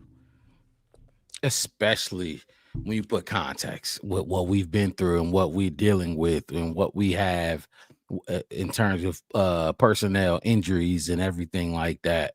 I'm with you, dude. I'm right with you. I feel like, and Bear Truth said the offense will be able to battle with anyone. Facts. We have a QB who lives for those games and expects to win. He said, so we are a team that can beat anyone if we don't beat ourselves. I'm gonna just comment on that real quick. How much more mistake-free football can we play? How many more clean games can we have? 3 penalties or less. And remember Caleb. You know what I mean? Like, this game, the scary part is you won this game without Caleb having to be like, even last week, what did he throw? 3 touchdowns against he threw 1 touchdown. Well, it was a nice one. It was a nice one. Perfect timing on that touchdown with Kokomet. But this wasn't one of his better games that, we talking about, we thought he managed the weather well. He managed the game well. He didn't, I would say he took care of the football. I know you threw an interception, but he wasn't horrible. Right, yeah. Imagine if we get to the playoffs and you get one of those games where Caleb is, like, he's showing who he is. You know what I mean? Like, on top of the run game. That run game mixed, combined with what Caleb can do, man, like, it's going to be hard to beat this team. We've seen Brock Purdy do it with less tools. Yes. We've seen Brock Purdy do it with less tools. All he had to do is come in there and protect the football, not give the game away, and let Kyle Shanahan run this plan, and they ended up in the postseason real deep. So, and I feel like we got a more talented roster and a more talented quarterback. Absolutely. So if they can do it, what's stopping us from being able to do it? I need to know exactly how far you felt we could get. Super Bowl, do you think we could get there? Yeah, I feel like if it comes down to us playing against the Rams in a conference championship game, I feel like that's going to prove to be the hardest game that we played all season. Of the season, right? Yeah. Yeah, I feel like that's going to be the one that we're going to get tested a lot because they have, I want to say, the best red zone efficiency in the league. Before this weekend come up, Matt Stafford is 30 touchdowns to 2 picks, I think. That's crazy. Is he? Yeah, like he's been having a great year with the Rams, bro. And I'm just like put Nashon on Devontae. I think they gonna throw some jump balls. They might throw a jump. Well, maybe not. I don't know. Maybe not. I don't know. That will be a formidable foe for sure. Like for sure. And if you bow out to that team at that time, rightfully so, because they still got a young guy in Puka Nacua who's a dog. 30-2. Yep. Is he third? He's playing like an MVP. That may be the MVP of the season. You know what I mean? Mm-hmm. We beat them last year, but that ain't the same team. No, yeah, it's definitely not the same team. And I thought it was gonna be. I didn't think they was gonna look this good because we heard in the offseason that Stafford was starting the season off kind of unhealthy. He ain't showed it. You know what I'm saying? But it's kind of the same thing I said before this game. We was 8-3 going against the 8-3 Super Bowl champs. What other way could you want it, bro? You know what I'm saying? Like, if it's the Rams and it's right now the leader in the MVP race and a solid defense behind a team that's been to the chip before, but under Sean McVay and they've done this, what else could you want? Like, how else could you want this to go? And it's not supposed to be easier than that, right? Exactly. That's supposed to be the level, the standard when you get to that point. You beat them and then you go to the Super. They're supposed to be hard, right? It's not supposed to be easy. 100%. Honestly, I think a lot of these teams they suck. I ain't gonna lie. Home field advantage will be big, bare truth. Yeah, they definitely will be big. But people been telling us, oh, the Buccaneers are good. Buffalo is good. Like, all these teams that people keep telling us we ain't beat nobody. Y'all ain't beat this team. Y'all ain't beat these teams y'all want us to beat are not good. They actually aren't good. You know what I mean? If that makes sense. Yeah. Buffalo got the best run game, but they've been in a past game, they've been looking real shoddy recently. They've been knocked off by plenty of weak ass teams, under 500 teams. You know what I mean? We've seen like the Steelers, they're not. I ain't gonna lie. And tell me if you disagree. The Eagles didn't look good. That don't look like a good football team. Like we could keep. No, they look deflated. They look like that. Like you just poke a ball with a needle and just hear all the air coming out. Exactly. Like just the whole time. Like you sit Jalen Hurts' face. It was like he wasn't even looking at him. Like he's just looking around. Like I'm just here. You just here. He's just here. There's not that many good teams in the league right now. Like good teams that we thought that were good before. Like there's not that many right now. The Bears are one of them. One of few. Man, mixed it. I'm telling you right fucking now. If Ben Johnson do what he's doing, if Dennis Allen keep this defense playing out like this, yeah, boy, I think crazy things. If hopefully somebody take the Rams out before we see them, man. But I think we could even bang with them. It's gonna be tough because you got a genius in play calling over there, and they got a roster to fit time. It's like they barely missed a step without AD. Like AD retires, they spend 1 year figuring it out. Now they back in the mix, and it's like you go draft dudes like who Who's the rookie edge rusher that they had a couple? He was a rookie with Rome. Verse, Jared Verse, draft Jared Verse, Braden Fisk, and whoever else they got over there. It's crazy to think Jared Verse is that young, bro. Yeah, I know, right? I saw him dog Braxton Jones as a rookie. Oh yeah, it was last year. Wait, was it last year? I don't even know, but yeah, it was last year. There was all rookies last year. Caleb, Verse, Rome, they was all rookies last year.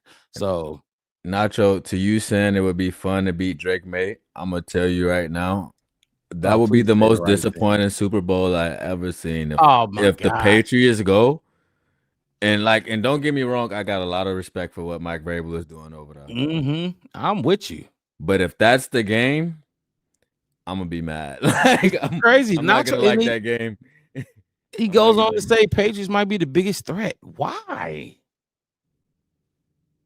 If we ain't played nobody, they damn sure ain't played nobody. I would be more concerned about being knocked off before we get in there, before we go and see them in the Super Bowl. I wouldn't be.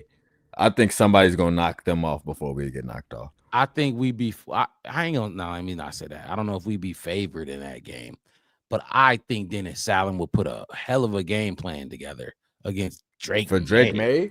Yeah, man. You know. Ben Johnson versus Mike Vrabel though, coaching the game. That'd be a good game to watch. Epic, but we've seen it. Ben Johnson versus Flores, Ben Johnson versus Mike Tomlin, and Ben Johnson versus Vic Fangio. Ben Johnson got the answers. I ain't gonna lie, he got some answers to the test. Now he get a little weird, and I'm gonna call it out, regardless if we come out with a 30-point win or not. I know some people don't like that, but I'm gonna do it. Because I'm watching it and I'm cussing them out to y'all. Y'all got to hear my mouth during these, not mouth, but you got to hear me talk shit throughout the game. Dude, like you said, the word of the day is again. A fucking again and again. And I know y'all was mad because y'all phones was just dinging. And I was sending my brother the same shit, dude. Again, because if we lose this game, we gonna know exactly where we lost this game. But Ben Johnson, Ben Johnson made sure that shit didn't happen. So it's always once we start getting kind of what we want to get done, he kind of started trying to he's take a little bit more risk, and then he kind of put it back in the pocket. Like, all right, let me get back to what's working. Jalen was a shell. Yeah, he definitely. I don't know, man. Like you could tell, weird, wasn't it? When you watch this Eagles team, it definitely don't feel the same. It don't feel the same. It does, and it's not like I want to make this clear. They do a very good job at retaining their roster from a year-to-year basis. They make sure that like they don't lose a lot of key pieces. Like they don't lose pieces and just all of a sudden become weaker. Well, I say you can manipulate the cap. You can do it. You can make it happen. Yeah. So it's just like I'm saying that to say I didn't expect this team to not resemble a team that I seen last year. It felt like a completely different football team that I was watching. They're very disinterested. Yeah, it definitely didn't. It didn't feel like it was clicking. But when you see dysfunction like that across the field, you got to take advantage. Because if it was us that was dysfunctional, and we've seen it last year, we got taken advantage of all the time. So when you see that, you got to go and get it. Let me see. This is what I'll be talking about. So Luke, my boy, I'm glad you in. They said nearly 300 rushing yards, and they bitch about the play calling. Shame on Ben Johnson for expecting the number 1 overall pick to play like. You get what I'm saying? Like, I mean, to be honest with you, I don't even know where. I gotta rewind and figure out where you figured we was complaining about the play calling. Or are you saying, is he saying the media or is he saying us? Because I don't know what you're talking about. Look, I was complaining about it at first just because it's football. I don't care who you are. Like he want to attach that number 1 overall pick as if the number 1 overall pick means he's God. You know what I mean? Like he's just gonna go out there and do anything to anybody.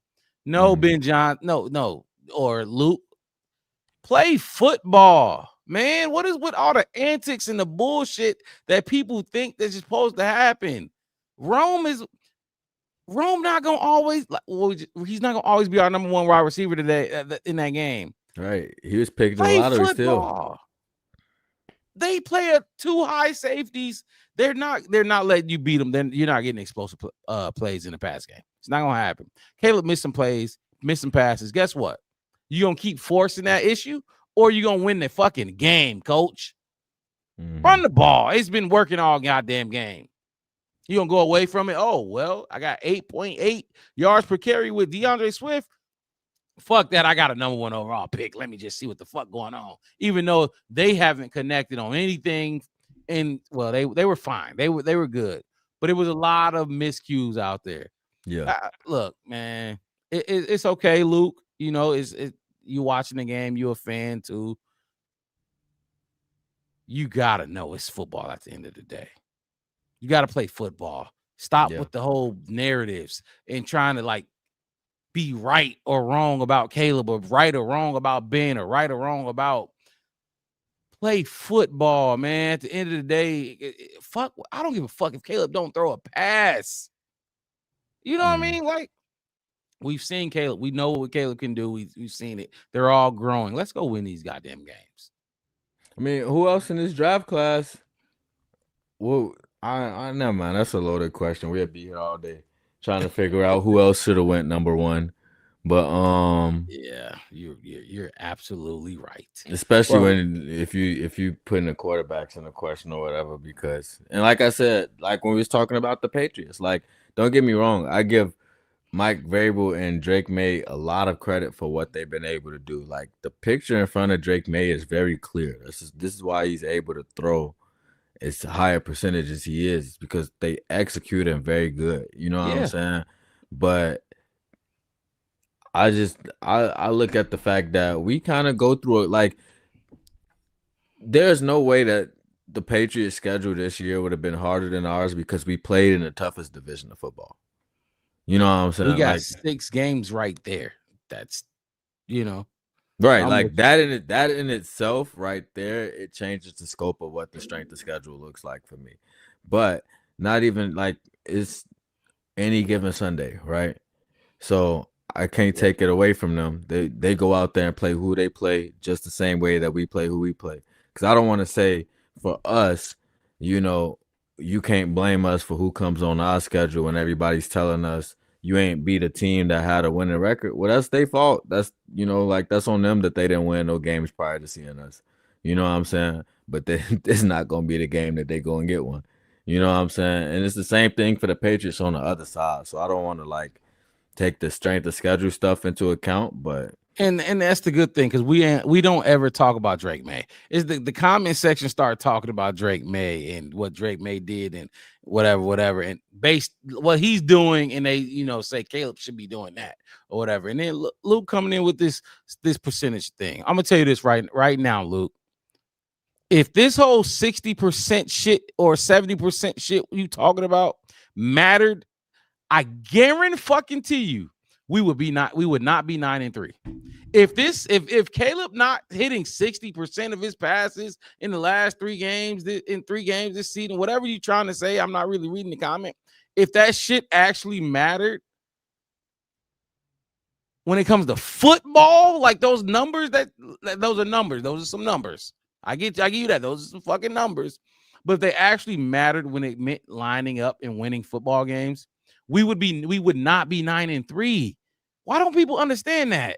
It's because the weight on being a number one overall pick usually tells you the importance of this person in terms of how much they need to go and win these games for us. You know what I'm saying? Like, for example, with Cam Ward on the Titans right now, granted that they didn't have a whole coaching change and all of that stuff, whatever, we kind of knew when he got drafted to the Titans, he's going to go to a team that he needs to be the guy that's going to win them these games if they're going to win. If he's not coming in like, I'm ready, they're going to have a struggle their first season, and they kind of are. You know what I'm saying? Yeah. And don't get me wrong, I'm not taking anything away from him, but what I'm saying is we're in a position to where we got a number 1 overall pick in quarterback, and we don't need him to be our saving grace every day of the week. That's why it's hard, because people equate that to be what it is. It's like, you need to be our savior for the team. No, we need top down to change and remold us as a new team. He also goes on to say it's the run game and defense takeaways. Mixed it. First of all, have I shied away from what our identity was? No, I think that's what we've been talking about this for about 3 hours and 40 minutes, Luke. Run game, they got a lot of praise from us today. And the O-line too. Don't forget about them. And he go on to say Caleb is the weak link of the group project. Look, I'm gonna tell you, look, like this right fucking now. You have an agenda against Caleb Williams. Like, you do, because to find that and say that after we've seen Caleb single-handedly win games for us, when receivers dropping passes or the defense can't stop Jackson Dart or whatever the fuck is going on. And that's what your takeaway is, bro. Look, you can have it. You got it. You got it. You got it. Run, incomplete pass. Bears win. Yep. That's fine. Your quarterback is your quarterback, and he's going to remain your quarterback. He's going to grow it and keep growing as the quarterback. Weak link is crazy because they respect him on that team. Every person in that locker room respects him as the quarterback of the Chicago Bears, and it's a fucking blessing that we're 9-3 and we don't have to fucking depend on him to do every fucking thing. Yeah, I was gonna say, I think our weak link got benched by Dan Rochar sometime early in the season. Oh my God! Oh, hey. I think the weak link got put off the field. I love that comeback to that. He said you could be a fan like the player, but still critique a player. Everyone should want their QB to be great, not good. Hey, and I'm with you on that. And don't get me wrong, he ain't gonna be great in year 2. We do a lot of critiquing of Caleb on this show. Oh my God, that's But the one thing that I've been giving him flowers for, if nothing else, because I think I opened it up with talking about him not being as efficient as I wanted him to be. But if I haven't given him credit for anything else, as a quarterback, to manage the game well and not be so impulsive and make the right decisions in the right times, he's growing in that every week. And that's what's keeping us in games late. That's what's giving us the ability to come back and win these games. And that's what's giving us the ability to win a game in every type of fashion that you can imagine so far this season. So still shout outs to Caleb with his 49% throwing ass today. Exactly. And we'll end it on that. I love that. Look, mixed it. I know you just anything else you want to say, because I'm good. I'm good. Get ready for Packers week. If y'all see something green, step on it. If you see something yellow, throw it. Tell them we don't like them all week. If you see somebody with a G on their hat, give them the stink face all week long. Don't sugarcoat it. Don't sugarcoat it. Let this be what it is, because it is what it is. The winner of this game is going to be number 1 in the division. This we've been looking for. This is what we've been waiting for. Like I said, mixed it. We got to take care of Green Bay ourselves, because ain't nobody else getting the job done, it seemed like. Did we just break the tie at number 2 in the NFC, by the way? Yeah, we number 2. We just broke the tie now? Yeah. It's official. It's us and the Rams. I believe we're number 2. We was tied for second early in the week. I think it was Rams, Eagles, Philly, then us. right? Yeah. Yeah. Just checking again real quick. Yeah, we're number 2. We're number 2. Rams got 2 losses. We got 3. Bear Truth said, cheers. 9-3. 1 life. Enjoy. Hope you enjoy that drink, man. It's Friday night. Usually we doing this on a Sunday night. I don't work tomorrow. Mixed it. You don't work tomorrow, do you? You don't work weekends. I do. No, yeah. You work weekends? Yeah. Or just Saturday? Well, it's usually Saturday. I took Sundays off for the game day for the rest of the year. My fucking boy, you gotta I'll take be here off for the Bears when they play. Yeah, look, Grimmy, they looking good. We just talked about it, but when we get to that point, we're gonna be able to do a deep dive into that team. Bet you said smart man. Look, Appreciate everybody. We got 100 people right now just rocking with us right now on this Friday night. Hit the like button and subscribe to the channel, the Black Bear Podcast. One word, no space. If you're watching on Facebook, head over to YouTube. If you're watching on Twitter, head over to YouTube. Help us get to 600. We on the road to 1,000, but we got to get to 600 first. So we go live twice a week, Wednesday nights, and post-game shows after every single game. Is usually 3 of us, but our guy handling some business, got some technical difficulties. I'm your host, Mark Robb, with my co-host in the building, Marcus Mixed It. Yes, sir. We gonna see y'all next week, Wednesday. Enjoy the weekend. I hope y'all enjoyed the holiday, Thanksgiving. Bear the fuck down. Mix It, I'm right there with you. Y'all have a good rest of y'all night. Y'all stay safe in these streets. Absolutely. We gone. Be smooth. Peace. Peace.